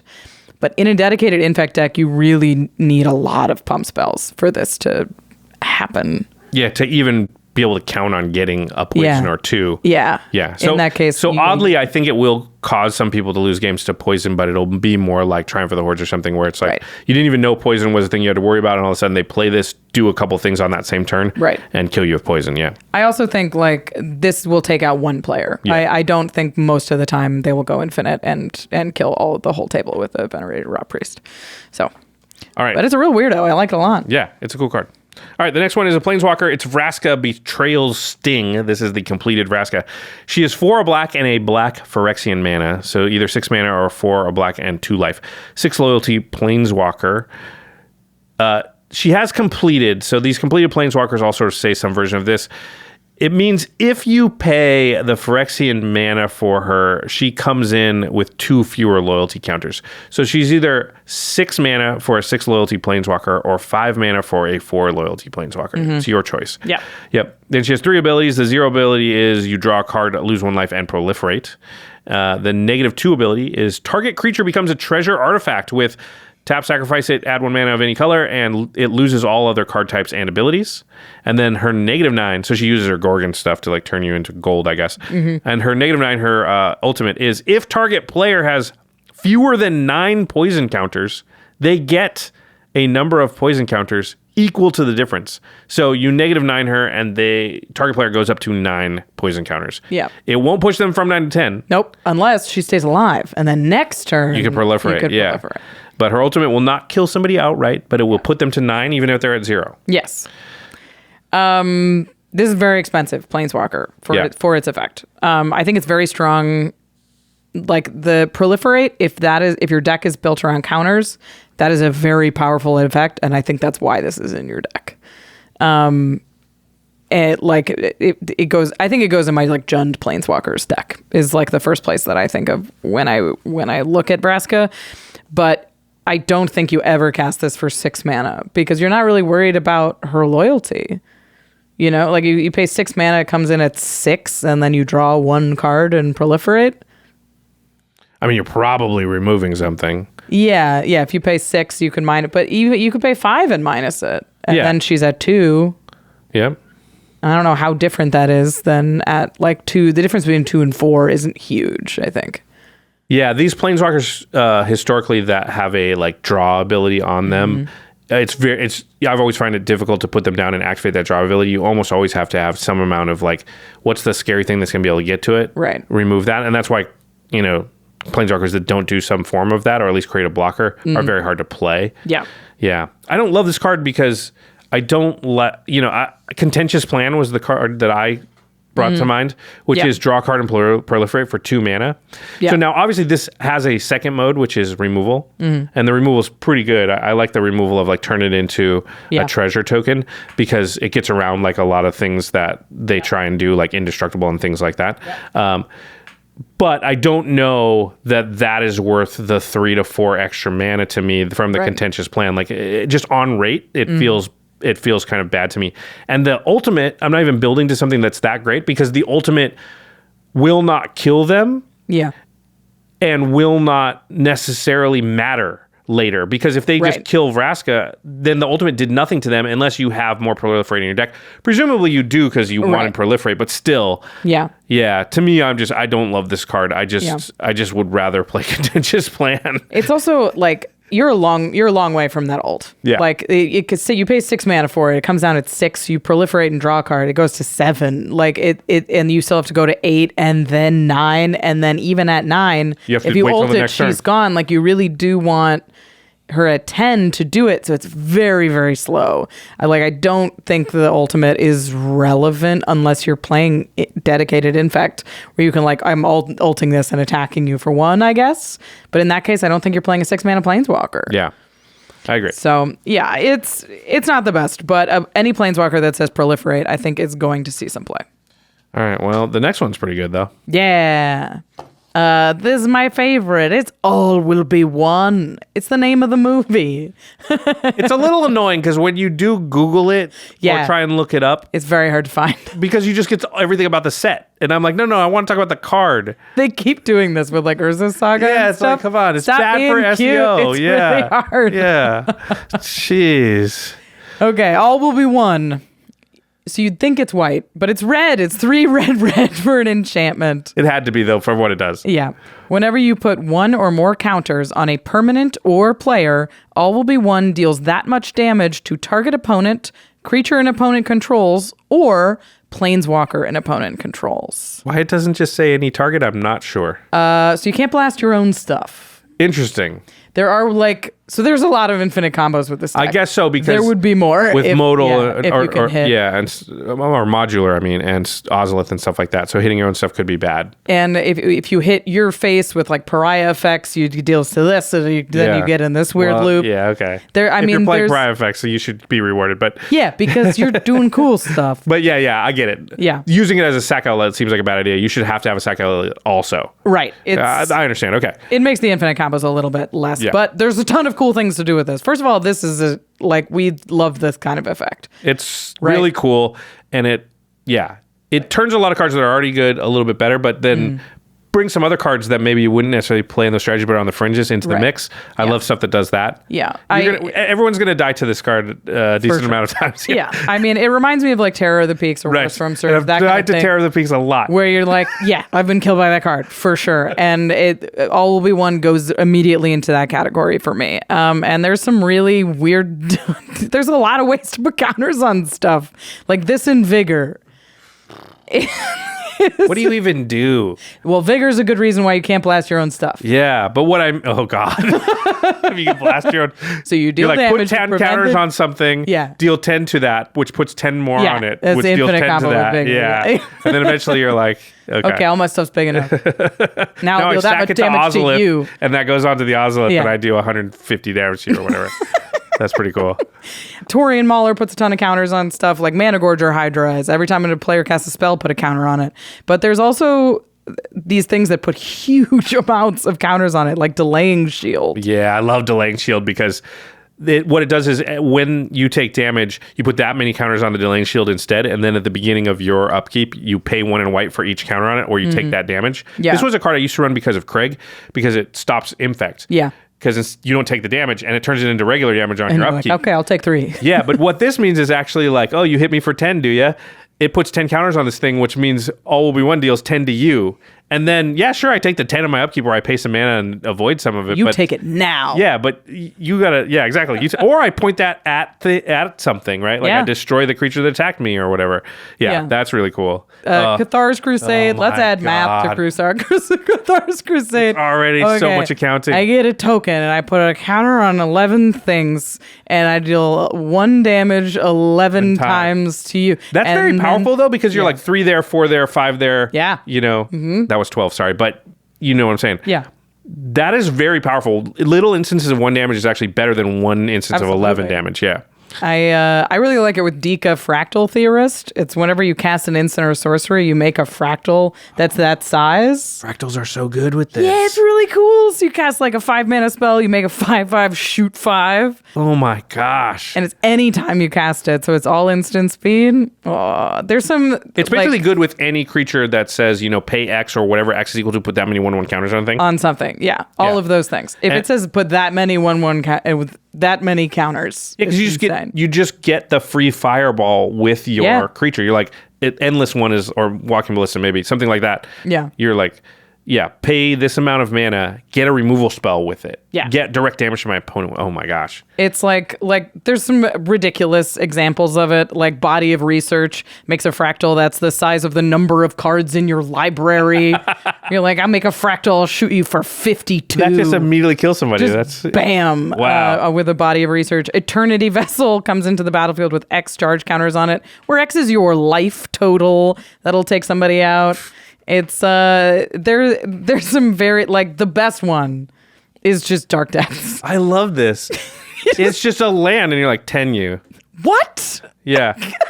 I would love it with like bounce lands too, because you're like bounce this back in my hand, replay 10. it, 10 you again, or like kill that and kill that with my land play. It's so funny to put like dark depths and red decks too. Yeah. As just like, this is my dumb combo. Yeah, exactly. Duh. But it works, don't it? I Yeah. think if all will be one hits the battlefield, you better be like strap into your seat. Something is happening. There are gonna be Something, bad like, things, Remove yeah. it or you're dead. Yeah. Because there are some just insane things that you can do. Yeah, the Ozolith is really amazing. If you have a sack outlet on the Ozolith, Yeah. you could pretty easily just bing, bang, boom, kill somebody. Because Yeah. let's say you just had like 3 creatures and all of them that just had like 4 counters on them. Yeah. You sack one, put 4 on the Ozolith, deal 4. Yeah. Then sack another one, put 4 on the Ozolith, deal 4. Mm-hmm. You know, and then your upkeep, right? Is it upkeep? When you beginning move the of counters? combat. Beginning of combat. So now go to combat. Yeah. Put the All the 8 counters. onto the other one. Hit you for 12. Yeah. Deal 8 because I moved those counters. Then Yeah. sack that thing, put all 12 onto the Ozolith, deal 12. Like that's nuts. And that was Yeah. that was a very modest scenario. You start Yeah. with 3 creatures that only had 4 counters each. Yeah. It's bananas. And it should be, we should say, moving counters counts as putting counters. So anytime you move a counter around. Oh, also just planeswalkers. Oh yeah. Just Liliana that counts? shoot you for 6. Yes? It's every time you put a counter on a permanent. Holy crap. Yeah. It's Ooh, pretty- that goes in your in my Planeswalker deck. Yeah, Oh a my win con lord. at last. Holy crap. I didn't realize Planeswalkers. That's really good. An oldie but a goodie. It's Forgotten Ancient. Whenever a player casts a spell, you may put a +1/+1 counter on Forgotten Ancient, and then at the beginning of your upkeep, you may move any number of +1/+1 counters from Forgotten Ancient onto each other creature. So that one you can split up the amount of damage. Or like, I'm going to move 2 counters here, deal 2 damage, kill that. I'm going to move 3 counters here, 3 counters, kill that. And of course, there are infinite combos with this. Yeah, and you knew there were going to have to be Yeah. because of just the way this goes. And anytime you can get into some situation where you're recasting or replaying a thing, I mean, even if nothing else is happening, if counters are being put on anything during that, because we get into all these loops where we're like, well, okay, I can make a creature enter the battlefield infinitely, but Yeah. how do I need another piece to put that in, Yeah. I need a Perforos to turn that into a win. Right. So all will be one becomes the win con in those types of scenarios, right? Okay, Right. what do you got? all right. Well, the easiest one, there's 2 that are in the command zone. The Red Terror is from Warhammer. It's 3 in a red for a legendary Tyranid 4/3. Whenever a red source you control deals damage to 1 or more permanents and or players, put a +1 counter on the Red Terror. Oh boy! So the all we one deals the damage. Yeah. The Red Terror goes cool. Put a counter on me. All we one goes cool. Do a damage. Cool. Put a counter on me. Cool. Do the damage. That's it. Yeah, that's it. So all you have to do is start that loop. You have to deal damage with any red if sword. red could do How that. can you? What is a Yeah. way? I recently have been killing people with lightning bolts. It's happened twice. There you So go. this is Yeah. great. Yeah, Lightning this is bolt, perfect. and then your Red Terror goes crazy. Well, that's scary because that's successive turns. You're yeah. like Red Terror Turn 4, into all we want. turn 5. Attack somebody. Yeah, bonk, and now it's infinite. War Elemental deals a similar thing. Whenever damage is dealt to an opponent, put that many +1/+1 counters on War Elemental. Quest for Pure Flame. Whenever a source you control deals damage to an opponent, you may put a quest counter on Quest for the Pure Flame. Oh. So Then you this. can remove 4 quest counters, do stuff, but you just say, well, I don't have to do that Yeah, part. I'm busy putting quest counters on this thing.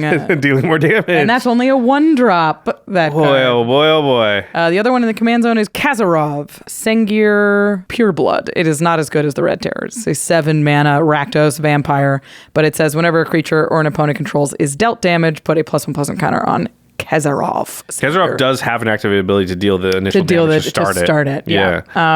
So if you got all Obi-Wan and enough mana, maybe like Mana Geyser next turn and just be like, boom, boom, done. Yep. Okay. We're going to die to this a lot. All Obi-Wan is a real deal for sure. There's another one. It's Night Dealings. It's way worse, but it's cute. It's got rats on it. Yeah, it's a crazy card. All right. The next one is called Capricious Hellraiser. I got this in a draft recently, and it was quite good.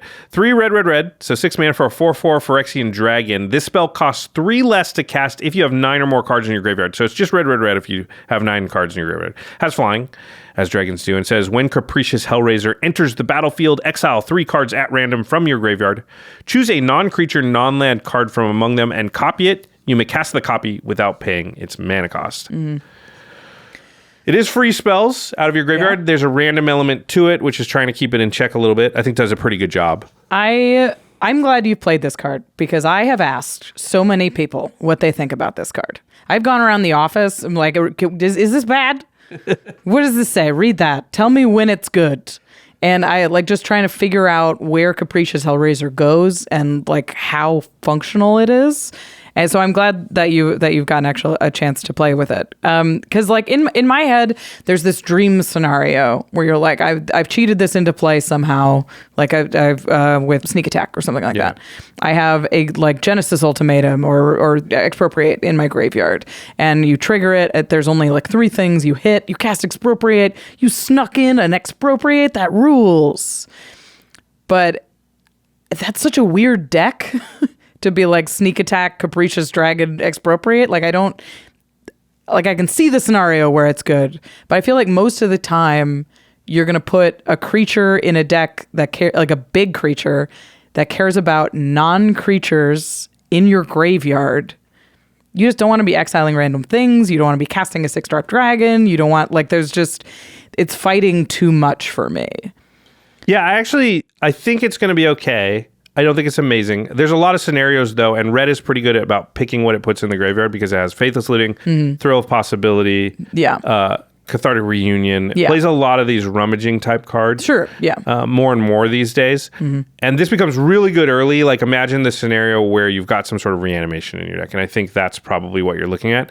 So you're like, cool, I'm going to Faithless Looting, I'm going to drop Capricious Dragon and something else, Expropriate, let's say, into my graveyard, and then I'm going to reanimate it, and I'm going to get a turn 3 Expropriate. Or Expropriate fills in for whatever big instant sorcery some big, you want to cast. It could be Blightsteal's a creature. Yeah. Oh, no, you can cast. It's non-land, non-creature. So, yeah, it has to be like a big artifact or something like that. Yeah. But you can get Phyrexian, Portal to Phyrexia. Gross. Something nuts. Yeah. So that is a scenario. I don't think you have that doesn't have to be the scenario for that to be really good too. It can literally just be like Sky Shroud Claim or something like that. Sure, right? yeah. Like that scenario is still perfectly fine, well within the realm of red and green. And what I like about it is that it has a cost reducer already attached to it. So then later in the game when you didn't get this awesome opening hand that just happened to have these two things. And that's not a crazy opening hand. It just has the dragon and a Thrill of Possibility, something of Faithless Looting, or one of those like a decent payoff card. Yeah. But later in the game, when you have more cards in your graveyard, it becomes just red for a 4/4 flying dragon that casts something for free out of your graveyard. And there's going to be some variance here, obviously. But you do exile 3 cards at random and pick one of them. Right. So I think you cannot play it if you have a lot of creatures in your deck. But if it is a spell slinger deck, then what's going to be in your graveyard are mostly lands, instants, and sorceries. Right. Then all of a sudden it's like, okay, this becomes... Or lands, instants, sorceries, enchantments, artifacts. This becomes like pretty good value. 3 mana, get potentially 6 to 10 mana worth of value of stuff. Yeah. And again, you can seed it early. So I think it's playable. Also, you can flicker this thing. So if you have the ability to like get this ability more than once, you're right. A lot of decks don't want to be exiling things out of their graveyard, so you have to be a little bit careful of that. But it's just 3. Yeah, it just feels like a weird value piece in a deck that doesn't really want like a dragon. You know, like I have a Spellslinger dragon deck. I have Dragon's Approach with Galazeth. Right. And this is weird in it. Like I don't want to be exiling random stuff out of my graveyard, even if it's like I cast a Dragon's Approach maybe out of it. And or like I flash back I guess maybe a draw spell, but you don't pick what it is, so it comes in and you're like, I hope it's something good. And a lot of the time it could be anything, you know? But even in bad scenarios, I think 3 mana, it is red, so I will acknowledge like that part of it could be tough. Sure. 3 mana, get a 2 or 3 CMC anything, plus a 4/4 dragon is not bad. Yeah. And 4/4 dragons just tend to do better in Commander than we think they do. Like, I don't know. Oh, I love a 4/4 flyer. Yeah. So a 3 mana 4/4 flyer later in the game is pretty good. And early in the game when you have more control over what's in your graveyard, it's good for other reasons. So yeah, I don't think this is amazing, but I think it's going to be a little better than it reads. Yeah. Yeah. And I do think like there's a possibility of just if you already have a couple blink spells in a spell slingery deck, maybe to protect your commander and stuff, just blink this twice, you'll get what you want. Yeah. Because there's not going to be 20 things in your graveyard. Yeah. You wouldn't play this in a dedicated mill deck that's trying to get specific things out because you do not want to exile in that case. I do not think this is a graveyard card. Yeah. I think you look at it and you're like, who goes in a Feldon deck? And I was like, I do not think it does that. Because you cast Feldon and you exile like you don't want to be exiling your stuff. So stop, don't exile my graveyard. I'm using that. And so it feels like Like, does it go in an Osgear deck? Probably not, because you that- want that stuff yeah, in your that graveyard and you exiles want to use stuff. them again. Yeah. So it really goes in like dedicated red I think red, blue, or instants and sorcery Grixis decks. instants and sorcery decks. Yeah. Again, Kess is not a good one because yeah, it's you want to keep graveyard. the stuff in there. Right. Yeah, you're using that. So yeah, if you don't have a ton of value in your command zone in your graveyard, you're like, well, if it's in there, it's in there, it's gone. This gives you like an alternate. What's the Colossus that comes in and flashes something back? The Torrential Gearhulk? Torrential Gearhulk. Yeah. Yeah, Torrential is awesome, but Yeah. it only does instants, and that often is Right. annoying because you're like Right. looking through and you're like, I don't have an instant. I've only got Yeah. sorceries, even in Spellslinger decks. Yeah. It's sort of a crazy Gearhulk. Yeah, and I play a lot of Spellslinger decks. I think Yeah. people know, and you tend to, in your mind, think there's a lot more in your graveyard than there generally is for a long time. You tend to put a lot in there all at once, but that's on a later turn. For Right. the early turns of your game, you usually don't have more than 5 or 6, and so you often have a really good chance at hitting. And you, like I said, in those decks, you're playing the Faithless Legions and stuff, so you really can't choose what's in there for a lot of respects. And I think, an early play of get this out on like turn 3 or 4 plus an Expropriate or a Blatant Thievery or something nuts. I mean, that's going to win you a lot of games. You need a reanimation spell then. Like, then you need to be able to reanimate. Yeah, you're going to play Animate Dead, and Yeah. you're going to play Reanimate, and those are cards you're just playing in your black decks anyway, and they're very, very good anyway. Yeah. And they're great with throw of possibilities and stuff anyway, so you want to do that stuff. So I'm running Animate Dead. I don't want to be exiling stuff willy-nilly. I don't know. but you don't. I just run Animate Dead in decks that are not focused just as around it. value Just like, hey, I got Animate 10 Dead, creatures. I'm gonna have one of them that I want in there because they're gonna kill my Seedborn Muse, or whatever Right, it is. yeah. So I'm gonna want to get that back. Yeah. Yeah. So I don't know. Yeah. I think it's playable. I don't think it's amazing, but I do think like it can do some things. So yeah. Just, you know what? Try it. Report in the comments how it goes. I like would to love look at cards hear. like this and think like, does what this card want? Are those cards already together in decks? Yeah. So that I don't have to warp my deck into this card. Oh, Does for this sure, card just yeah. naturally fit? And when I ask myself, do I have decks that have throw of possibilities, reanimate spells, and things like expropriate in them? And I'm like, yes, I do have decks Sure, like that. yeah. And it doesn't. You don't even have to go into blue. You can just find Brass's Bounty or the big. Yeah. That's not very good early, but you know what I'm saying. Yeah. The big spells in red and black, and and make it work, or green. So Yeah. There's definitely big payoffs in that. sneak out an early Great Henge. That'll make you feel good. Yeah. Okay. This next one's wild. Okay. Yes, it is Conduit of Worlds. 2 green for an artifact. You may play lands from your graveyard. So it just is Crucible of Worlds. Yep. But it also says tap it and choose target non-land permanent card in your graveyard. If you haven't cast a spell this turn, you may cast that card. If you do, you can't cast additional spells this turn. Activate only as a sorcery. I mean, it's pretty cool. Like, so it's worth noting you cannot cast this and then use it. Because you've cast a spell. Because you've cast a spell. Yeah. So you could cast this and play a land and get a little bit of value out of it. But cannot be a sweet, like, give something flashback moment. Because they're going to know about it when it comes down and it locks you out of the turn a little bit. There's no real good way you can come up with to get around that second clause, right? To cast and to cheat it. Because even if you remove it, you still can't cast additional spells for this turn after you've used it. I don't think so. I didn't come up with any. I was looking at it, and I mean, you obviously use your mana on activated abilities or on like.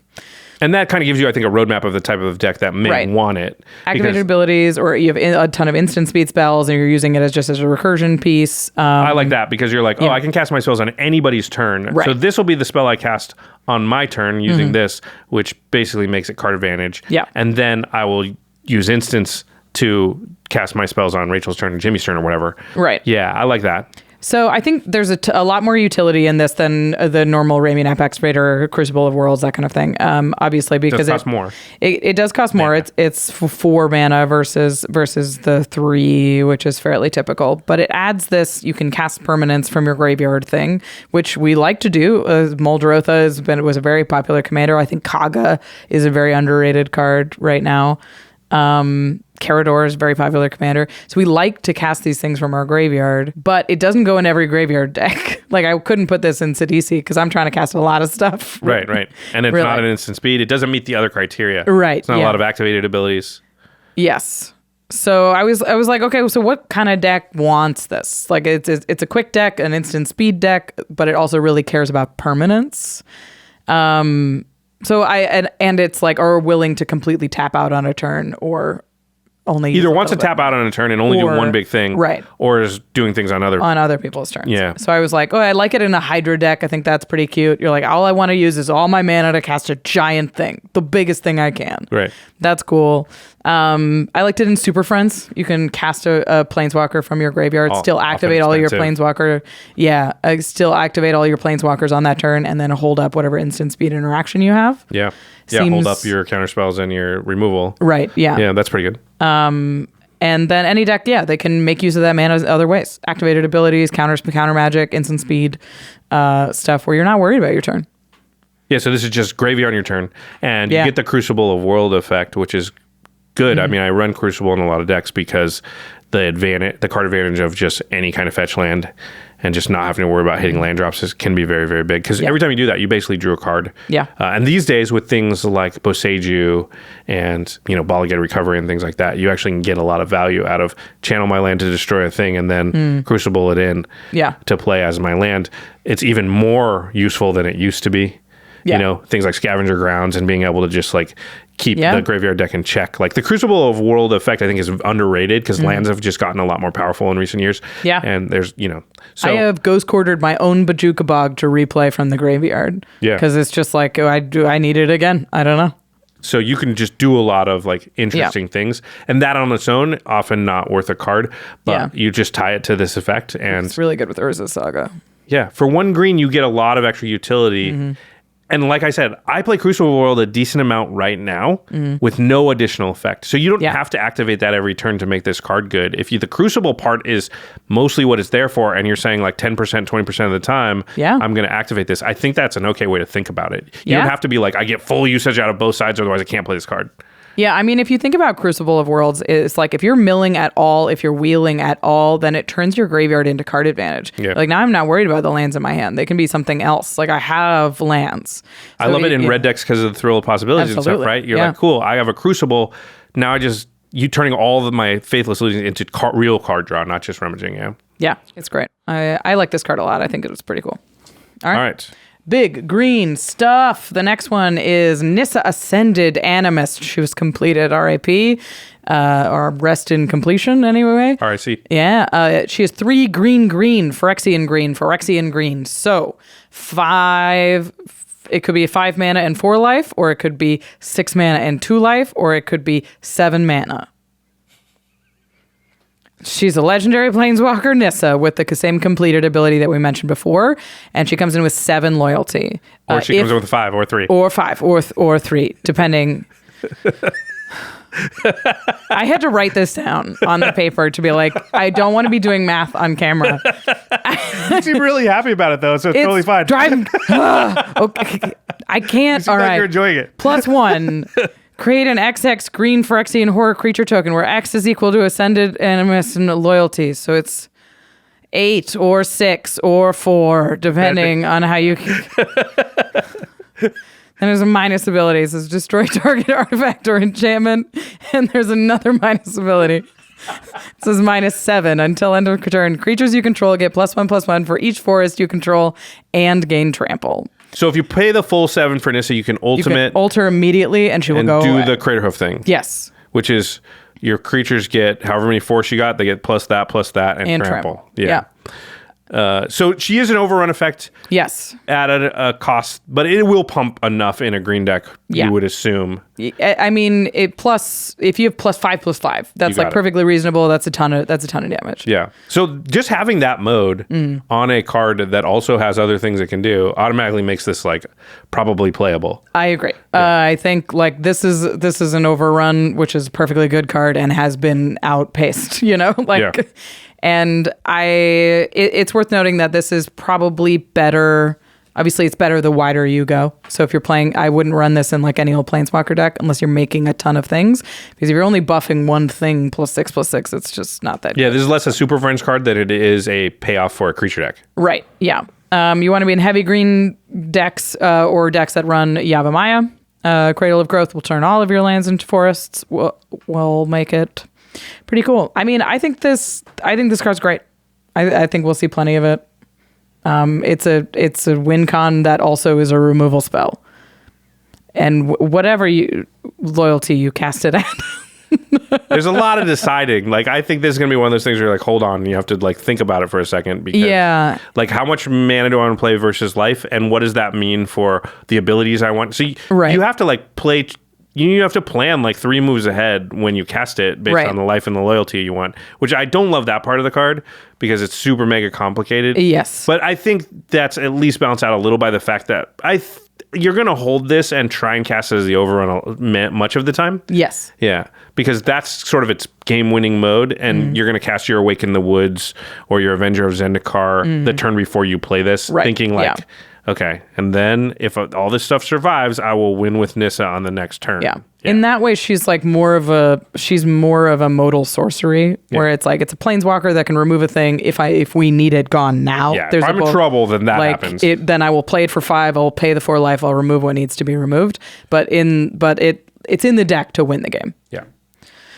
All right, sweet. All right, the next one's also a planeswalker and also costs 7 mana, but this one is not completed, so you're paying 7 or cheating in somehow. Yes. So there's no Phyrexian life to be paid.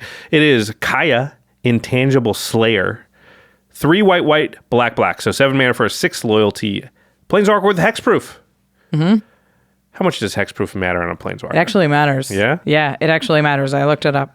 I feel like they usually just get attacked and died. 15 of the top 60 targeted removal spells on Scryfall could remove a planeswalker. Yeah, I guess so, because Anguish Unmaking Generous and Gift, Generous Anguish Gift, Unmaking, a lot of the black removal spells will get it now. And people like to run that stuff that is flexible for this reason. Yes. Okay. Yeah. Again, she starts with 6 loyalty. Her +2 is each opponent loses 3 life and you gain 3 life. Okay. 0, you may draw 2 cards. Then each opponent may scry 1. Mm-hmm. Weird. Mm-hmm. And her -3, so she doesn't really have an ultimate, but she can do this right when you play her, is exile target creature or enchantment. If it isn't an aura, create a token that's a copy of it, except it's a 1/1 white spirit creature with flying in addition to its other types. So this -3 is exile somebody else's creature or enchantment and then make a 1/1 creature copy of it. Yeah, make a little fairy heuristic study. I mean, it's pretty good. It's pretty good. That right? part's pretty good. Pretty good. And sit there with 3 loyalty. You're not dead. You might even threaten to do that again next turn. It can't be removed. Plus, the heuristic study flies. Can still be attacked. Yeah, could still be attacked. Yeah, but the heuristic study flies. It's true. And could block. Yeah, I'm not. Thopters and stuff. I think I'll just keep my heuristic. Thank you. And let Kaya die. Yeah, your little heuristic fairy. Okay, you could. Now you get Brutaclad. Oh, I like how you're thinking. Wow. And you make a bunch of token copies of fairy heuristic studies. That's like my dream. Man, I can't wait to go to sleep tonight. I'm thinking about that. Okay. I love this card. I think this card's great. I like 7 mana is a lot. That's the part about it that makes it like, we're going to talk about it, but the reality is 7 mana is a lot and you just can't have very many 7 mana spells. And the effect, as cool as it is not worth 7 mana. So you have to be able to like let this thing live somehow to get additional value to get your 7 mana worth. You can't just -3 and it dies. Right. I mean, I think this is a theft spell in Orzhov. Like I think about this like an Agent of Treachery, right? Where it comes down, you steal a thing. Now you have this permanent that you can get value out of. You can flicker it, which you can flicker Kaya, and that's great. You can like copy it. You can copy the token. You can copy Kaya. You could bounce Kaya. She can't just be removed. There's a lot of, you could have an Anointed Procession, make multiple token copies of the thing that you copy. Yeah. I think there's just a lot of really powerful things you can do with this card. And when it comes down, it's going to be annoying because it's like you've got, like, obviously you don't cast this without a super sweet target or a way to defend it. But it comes down to 6 loyalty. So if you just cast this like for 6 and then you 0 it, you draw 2 cards and you can defend it. That's an insane amount of value. And you could just steal whatever. I think you slam it and you minus this thing immediately. But, yeah, because you can't. It's hard for you to lose too bad there. Like if she gets removed, you're slightly. Well, she can't get removed. She can get attacked. She can get attacked. Yeah, and that's how planeswalkers die most of the time in my experience. Definitely, they can get hit by chaos warps and things like that. Sure. But in general, people want to attack planeswalkers, especially the scary ones. The good news is she doesn't have an ultimate she's building to, but people won't want their thing removed when you're making a copy. Yeah. But the You thing can is, do that even if that twice. happens, you go down, you make your Rhystic Study or whatever it is, your 1/1 version of it, and then they attack her down for 3. You're not devastated by that, right? Right. Because you got the thing. You still remove the thing and are up the best permanent, best creature or enchantment on the board, which is usually the best permanent on the board. Yeah. Yeah. Sometimes creatures are the best creatures because of their power and toughness, though, in which case you won't get that part of it. That's fair. So I think that it's still good in that case because you remove something bad from your opponent and got a version of it, but it won't always be like that, I have an awesome thing now. Yeah. But if a 1/1 Consecrated Sphinx is just as good as a 4/6 for the most part. Yeah. Yeah. I mean, I think it's good. I'm pretty Seven's a lot. hesitant about the 7 mana part. 7's a Yeah. lot. We should mention there is some combo potential. It involves Felidar Guardian. We're surprised. Yeah. Yep. Well, you have a Felidar Guardian on board, I guess, and then you cast Kaya. You exile the Felidar Guardian. You make a copy of the Felidar Guardian. It blinks Kaya. You exile the Felidar Guardian. Make a copy. Man, if you had all Felidar of the one, Guardian, you a win. blink. Yeah. Yeah. See? If now think about Brutaclaim. it's not good there. But again, that's Felidar Guardian is broken, not Right. Well, necessarily congratulations. Kaya. We broke Felidar Guardian. So I looked at it and I was like, all right, seven mana is a lot. 7 mana is a lot for a planeswalker. Do we ever pay 7 mana for that? And the answer is we don't. We haven't had a lot of opportunity to. There's only been 10 planeswalkers prior to All That Will Be One that cost 7 or more mana. There's even 10. Yeah. A lot of them are like the planeswalker deck planeswalkers, and they're very bad. Yeah. So it's like Ugin the Spirit Dragon and Nicol Bolas God Pharaoh, and those are like the big planeswalkers. Like we don't even play big Karn really. Ugin, Nicol Bolas even is like, you don't see it as much. Ugin a lot, but that's because he has a board wipe tied to him. Right. Nicol Bolas is also 3 colors, so he just goes in a third of the, it's difficult to put him in decks. But the board wipe on Ugin is what makes it playable at that amount. Right. Because worst case scenario, play it, right. probably have a little bit of loyalty left over. Right. And it's like you said, anytime you can have a board wipe where you've still got a presence, and Ugin is that in a box. For sure. Yep. Yeah. And he's colorless. He can go in anything. Yeah. So we haven't played a ton of them historically. That being said, there's a lot of ways to you could cheat in historic permanents. This ramped out with treasure tokens is insane. You're in white and black. Those are the treasure heavy decks. They aren't worried about these mana costs as much as they used to be. It's funny to say that about white, but yeah. Like Cabal Coffers is like Cabal Coffers means this could come down on turn 4. Yeah. And Smothering that's insane. Tithe. Like there are ways I don't think the CMC is what we should be afraid of here. It's like, is it worth the CMC? Like, is it worth paying that much mana? Of course. But we can get to 7. And I think that effect, that fractured identity thing where you don't give your opponents a token is really, really big tempo swing in Commander. Especially if you can populate it. Oh my God.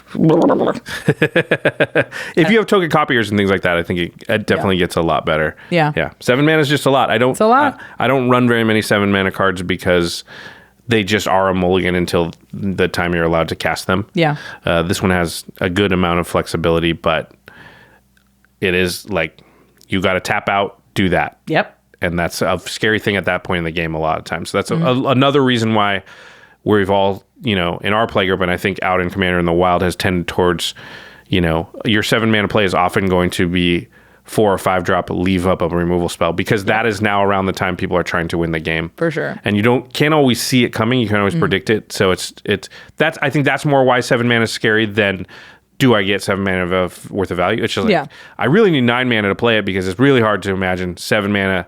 Yeah. I'm tapped out. I did the thing, and I don't have any way to react to now what is their 7 to 9 mana play, because 7 to 9 mana plays win the game now. Yeah. Of course. Yeah, I'm going to put it in Dihada where You'll probably kill me with it, and then I'll be like, okay, Yeah. I'm going to try it. Fine. One more planeswalker to talk about. Okay. I think he's sweet. It's This is good. Tyvar, Jubilant Brawler. He's also not completed. 1, a black and a green for legendary planeswalker Tyvar. He comes in with 3 loyalty. His static ability says you may activate abilities of creatures you control as though those creatures had haste. pretty good. 1,000 Year Elixir. +1 is untap one target creature, up to one target creature. His minus is -2, mill 3 cards, then you may return a creature card with mana value 2 or less from the graveyard to the battlefield. He's very similar to 1,000 Year Elixir. Yes. Yeah. He's a little better because you don't have to pay the mana to untap the creature. Yeah. And I love 1,000 Year Elixir. 1,000 Year So- Elixir goes in a ton, like... Hasting green is so hard to come by, Yeah. and especially with all of your mana dorks, it's so valuable. Like So powerful. I run Concordant Crossroads just to tap mana dorks. Yeah. Just Cryptolith, right? Yeah, Cryptolith, right? It changes the tenor of your turn by a bajillion because you're like, Absolutely. instead of just playing these 3 creatures, I play these 2 creatures, then immediately tap them for mana and play 2 more creatures. Yeah, like which then I tap for mana and play another creature. So Right. instead of 3, I got 7 creatures, Right. or whatever, and 9, more, and then I draw 27 cards because of Beast Whisperer, like the whole thing. I know the math didn't work out there, Yeah. but you don't understand what I'm saying. I'm yeah. casting Circle of Dreams Druid. I have 6 other creatures. I'll Yeah. tap it for 6, and I'll cast Karametra's Acolyte, and that'll tap for 25. Yeah. And I'll cast... So I cast these 5 things, and because of Great Engine, Beast Whisperer, And draw. cast those things, tap Right. them. Yeah. Those tap for value. Yeah, it's... I mean, it's a mono green storm card. It's an elf. But it is also it's just an a elf. good play Yeah. on turn 3. If you have a creature, you use it, untap it, it sticks around to help him Yeah. live. Turn 3 is early enough too where you don't expect that a 4 loyalty thing's just going to die automatically. Yeah. I don't even mind being like, turn 2, Sakura Tribe Elder, play this, mill a couple cards, recur Sakura Tribe Elder, Yep. That's great. block sack Sakura. That's great. a great play. Yeah. So Yeah. And probably Tyvar's still around at the end of that. Yeah, they why kinda it's just- great, yeah. right? Like, because you have Sakura Tribe Elder to block for him and you don't care. Yeah. I mean, this recurs Douthy Voidwalker, Blood Artist, Lotus Cobra, Priest of Titania. There's a ton of 2-drop things that we really, really care about in green and black. Yeah, I think Tyvar does it all in Commander. The reason he won't go in every deck like 1,000 Year Elixir is because he's green and black. Yeah, it's 2 colors, so Mm-hmm. that just narrows the amount of decks it could be in. And of course, you do have to have a high enough density of creatures that are going to have activated abilities that you want to Yeah. activate at haste speed to make that worth it. Because if you're not taking advantage of the haste part, then I think it's not worth it. Yeah, I agree. But You another really want- 1,000 Year Elixir in any deck that has those 2 colors is really, really powerful. Because Yeah. in general, that tends... If you have 1,000 Year Elixir in your deck, it tends to be one of the best cards in your deck. Yeah. Because it wouldn't be in there if it's not. Yeah. So a second one's pretty great. I mean, this is great in like Lathril decks. Obviously, it's great with elves. Oh, I yeah. really like it in like Garth One Eye. Oof. That's cool. You give him haste. It and reminds me untap of that Conduit of Worlds. Yeah. Where like I already play Yeah. the artifact version of this, and Yeah. this is doing that. Plus, it just has that mill thing. Plus a little extra. Yeah, I'll stuff. take that. All Yeah, right. why not? Cool. Okay. Now we're on to the colorless cards. We have 3 more to go. Staff of Completion with an EA is the next one. It's 3 mana for an artifact. It has a bunch of activated abilities, just like Staff of Domination, but they're not the same. It says, tap it, pay 1 life, destroy target permanent you own. Tap it, pay 2 life, add 1 mana of any color. Tap it, pay 3 life, proliferate. Tap it, pay 4 life, draw a card.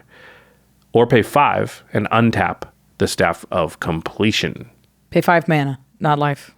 Oh, did I say Yeah, life? no, you didn't. Okay, I'm just yeah. being clear. The last one is mana only you pay. The other ones are life you pay. So 1 Yeah. life to destroy a permanent you own, 2 life for 1 mana of any color, 3 life to proliferate, or 4 life to draw a card. I mean, these are all great things. Yeah. Even the first one, the pay 1 life to destroy a thing that you own, we play that. Like that card gets played. Sack outlet. It's a yeah. sack outlet. Yeah. I think if it only yeah. did that, maybe not. But Yeah. tied to these other abilities, yeah. Yeah. I mean, the second ability is a manolith. 2 life for mana adds up, but at least it's something to do the turn it comes down. Yep.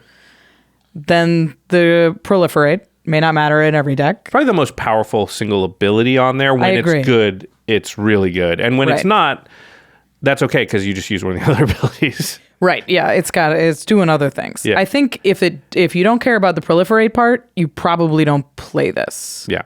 This one is definitely harder to find lines where you can sort of infinitely untap it. Right. Whereas Staff of Domination is notorious for going infinite, like Yes. with, if somebody sneezes and it goes infinite. Right. This one, not going to go infinite that much. Yeah. You better sneeze and gain 100 life, and then you can go infinite. You're going to have a yeah. cold. Yeah. Sorry, everybody. Man, that joke wouldn't have been any good a couple years ago. Yeah. And paying 4 life to draw a card. You don't want to do it, but Sylvan Library, right? Yeah.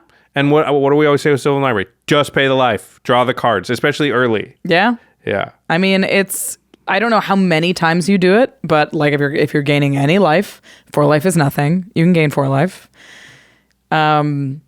Yeah, I don't think it goes in every deck. It's not like Staff of Domination could go in any deck. Right. Where it's like, it's going to do the stuff that you want to do. This one, the downsides are enough that I'm like, you can't just keep using that. You will die to this stick. I agree with you. If the proliferate means nothing to you, it's hard for me to see running this. Yeah. If the proliferate, you can see it being good in your deck, like you have a lot of things with counters or planeswalkers or things like that, then this suddenly becomes good. Yeah. Because the other modes are in play, but you're just using those until you get to the point where the proliferate is really what you want to do. Yeah. It's yeah, I agree. That's what you want to make happen. It's good in artifact decks too because of like charge counters and stuff. Yeah, that's a good point. Yeah. Yeah, it might have some synergy. If you have Unwinding Clock and things like that, it probably becomes a little better, that kind of stuff. But again, the life will add up. Gotta be careful. Yeah. Gotta be careful. All right, one more colorless card, and it's a doozy. All right, this is It you. is the Sword of Forge and Frontier. It is the red and green sword. It says equipped creature gets +2/+2 and has protection from red and from green. Whenever equipped creature deals combat damage to a player, exile the top 2 cards of your library. You may play those cards this turn. You may play an additional land this turn. Equip 2. So it gets impulsive draw from the red and play an extra land for green. From the green, yeah. Yep. And both things that every deck would want to do. It's ramp and card draw. Yeah, I mean, we play equipments that draw cards. Those are good. We play cards that draw cards and have extra land drops. Like these are things that Commander players do. Every deck would want to look at more cards and put extra lands in play. Yeah. You can't name a deck that doesn't want to do those two things. So this is in play for any deck, right? Yes, like I you agree. have a creature to equip this to. Well, you play Commander, so you always have a Commander. So this is the type of card that fits the bill for like won't be embarrassing in almost any deck. It'll be better in some than others, but yeah, this is pretty stapley. I agree. Yeah, it's sort of like if your deck wants equipment is the next thing, because it's like your deck wants to do these things for sure. Right. So can your deck take advantage of the equipment part of it? Or can it really take advantage of the protection element, which isn't bad? Like protection from red and from green is decent evasion from green, because green tends to gum up the board a lot, and I've seen sort of Feast and Famine make things unblockable on a lot of boards. Oh, it almost always does, I'd say. Yeah. And then I was looking at like the green removal spells, and there's a ton of them that we play, like Beast Within, Assassin's Trophy, Putrefy, Abrupt Decay, Kogla, Oko, Decimate, Song of the Dryads. Like these are all very popular commander removal spells that this gives protection from. And then the red side is obviously Chaos Warp, but it's also Blasphemous Act. Yeah, I mean, protection from red's actually the best protection as far as the fact that like red's wrath effects are all damage based. Yes. So protection from white doesn't give you protection from Wrath of God, but protection from red gives you protection from Earthquake, from Blasphemous Act, Chain Reaction. from Chain Reaction, Chandra's Ignition, Volcanic Visions is another one we see sometimes. The big red wraths. Your creature's protected from that as well. So red basically has an impossible time dealing with this creature. They have to Vandal Blast or something and then get rid of it. Yeah. Yeah. So that's big. There's so many like, this new archetype of playing cards from exile and impulsive draw decks exist. And then there's the land-based decks that care about land drops. So it even goes in those, right? So you got equipment theme, land theme, impulsive draw theme. Those are big themes where we see a lot of decks built around those. So this card's, we're going to see the heck out of it. Yeah. I have a question also, for you. it draws 2 cards, and if it's 2 lands, you can play them both. That's amazing. That is crazy. Where do you put this on the hierarchy of sort ofs? Because I think we both have Sword of Feast and Famine as number 1 by quite a bit. Yeah, it's just not as much raw power as Feast and Famine. Yeah, Sword of Feast and Famine basically gives you an extra turn when you hit, right? Yeah. You don't care as much about the discard, but that's nice. And the protections are really good because black is the one of the best removal spells, and green has all the blockers. So, I think we put it there. So my question is, after that, where does it fall? Because there's 2 swords in that realm. I think in the sort of second tier. In this second tier, and I think it's Sword of Fire and Ice and Sword of Hearth and Home. I concur. And I think it's close. It reminds me more of Sword of Fire and Ice because it's just sort of generic things that all decks can take advantage of. Where your Sword of Fire and Ice draws a card and deals 2 damage. Like those are both fine things. Kill a thing, draw a card, love it. Yep. Hearth and Home I think has more synergy and it probably has better protection. I think green and white is better protection than blue and red, than Fire and Ice. Yeah, because blue doesn't tend to want to deal with stuff once it's on the board as much. It's not like it a lot doesn't of protect you from targeted cyclonic rift, sorry. stuff. Yeah, and you're not worrying about like punching through blue blockers very often. I agree. So it's in this mix. I think Sword of Hearth and Home is better in certain decks. Like if you're Blinking stuff. If you're blinking stuff, it's incredible. It tutors a land from your deck. You get a onto the land for battlefield, sure. This and is like you maybe you get maybe one. you get a land. So I think that is like more powerful, but requires more synergy. So I think I'd put it probably tier 2 in terms of just like It's Hearth in that and mix Home with those other two. Yeah. Oh yeah, for sure. Yeah, I It's like significantly that. I like better that than evaluation. Yeah. Hearth and Home feels like at its best is probably better than the other two, but Yes. its best is more specific. Yes. Whereas this on its like if you just blindly put them into decks, They're great. yeah, they're both going to be good, but I Yeah. think Forge and Frontier might be better more often in just like your average deck with no other synergy going Right, on. yeah. But it's close because all decks have ETB creatures. Yeah. And And like putting lands into play is good, but I mean, like it does that too. Forge and Frontier does that too. Yeah. Because it Is says you may play. Is it better than Fire and You may Ice? play an additional land this turn. It doesn't have to be one of the impulsive Yeah, it could lands be just either. You from could your just land. have. Yeah. Yeah, exactly. Is I it better wonder- than Fire and Ice? Fire and Ice draws you a card, which is better than So- impulsive draw, but I don't know if it's better than Impulse 2? Yeah. And is a land drop better than 2 damage? I think the protection from red and green is better than protection from red and blue. Yeah. So it's winning there. It might be the second best sword, or it might be like the second best, except in the cases where Hearth and Home is the second best the for second synergy best. reasons. Yeah. Yeah. I mean, it's very powerful. It's very cool. I'm excited about it. Yeah. It's a really good one. Yeah.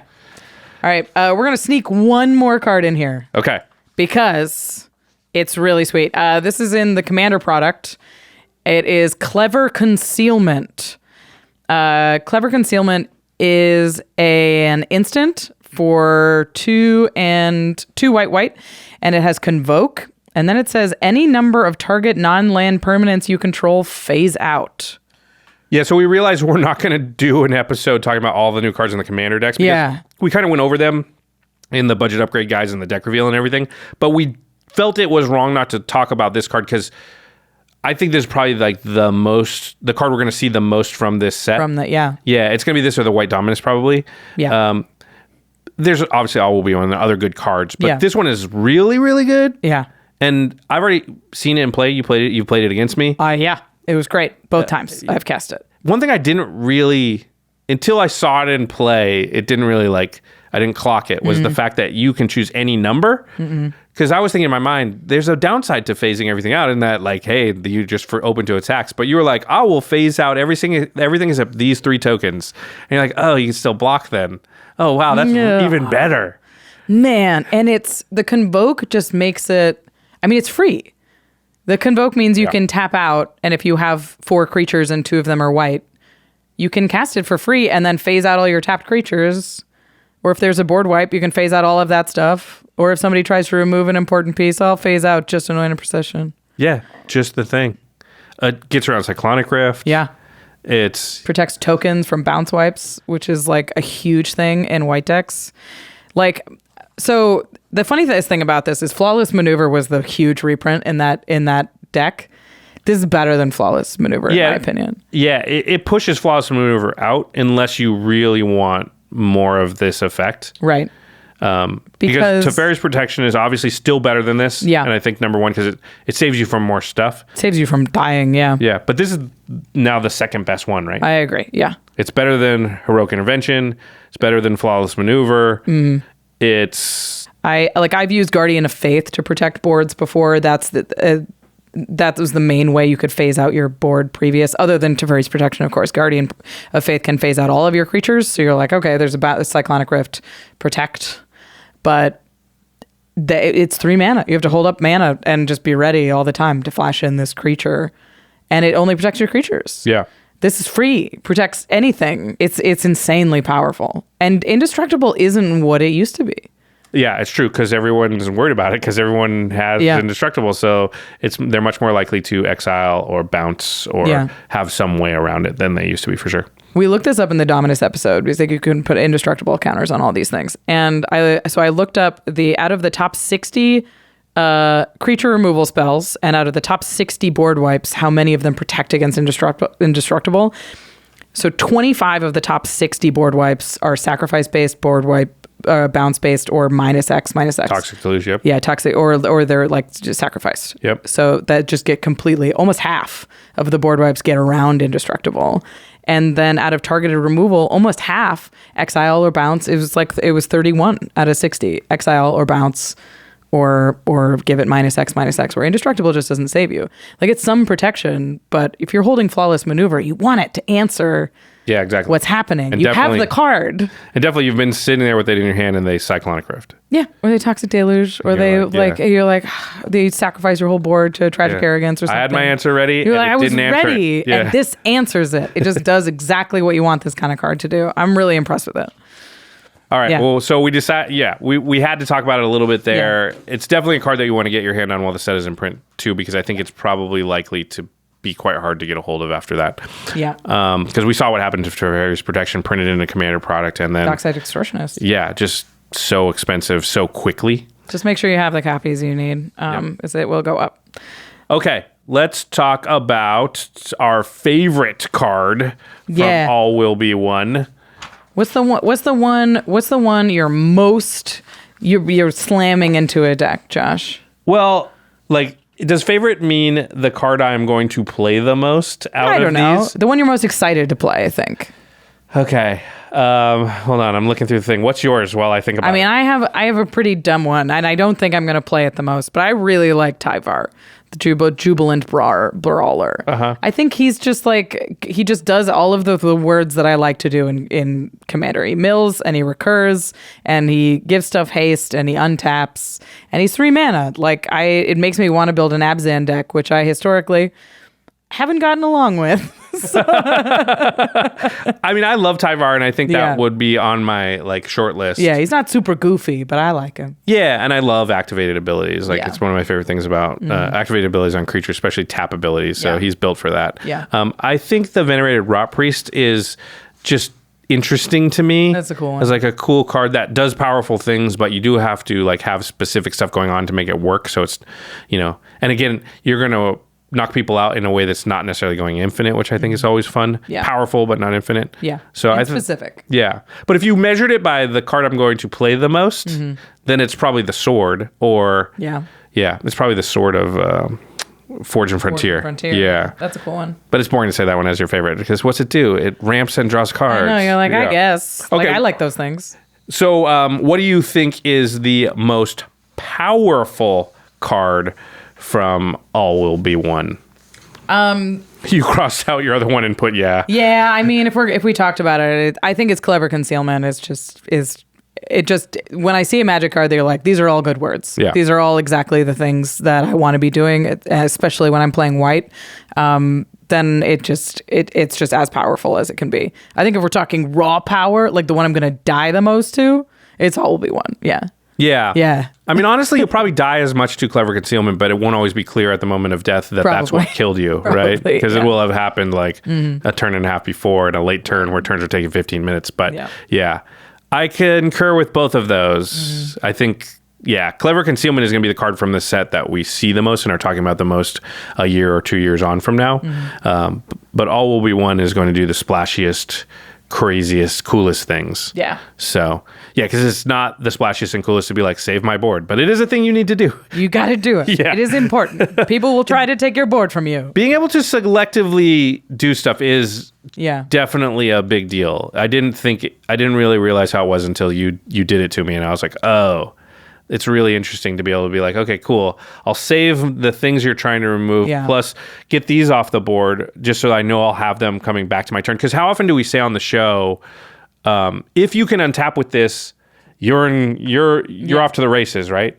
And that's a way to guarantee it simultaneously by saving other things or saving your whole board. Yeah. And also not leaving you as open as I thought you would be by saying like, but I'll leave back a couple of these things, to still be able to do stuff to protect myself, because the one downside it had was it's not Teferi's Protection. Your life total can change. Yeah. Yeah. We've been talking about it in Winota because people were like, oh, it's terrible. You phase out all your hate pieces. I was like, no, you phase out whatever they're targeting that's going to die. And then you keep all the hate pieces that they're like, if there's a toxic deluge, then you phase everything out. Yeah. But otherwise, you're like, fine, spend all your time getting around the hate pieces. Yeah, but go ahead. What's really important is that I untap with Winota and can attack. Yeah. It's very strong. Very strong.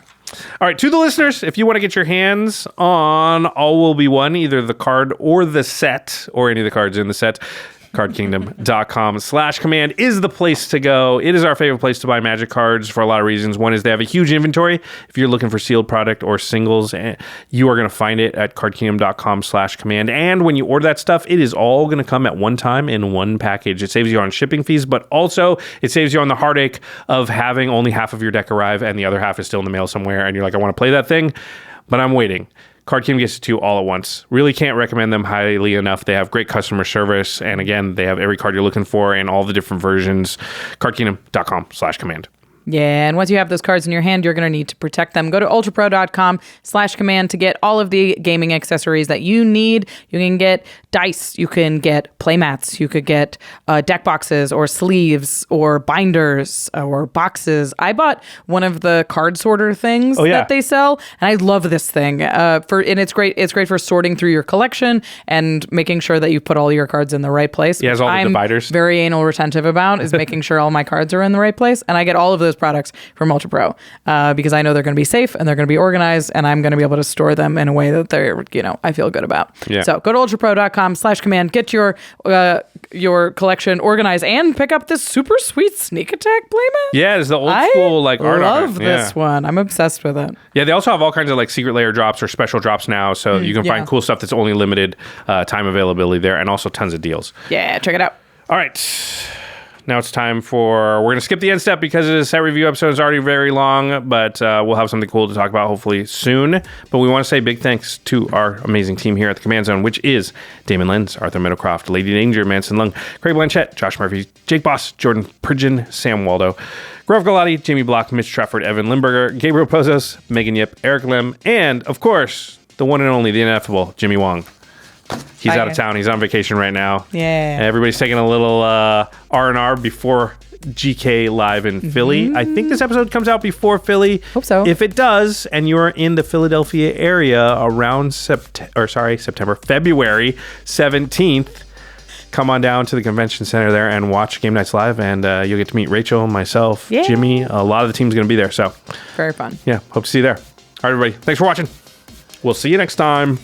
Peace.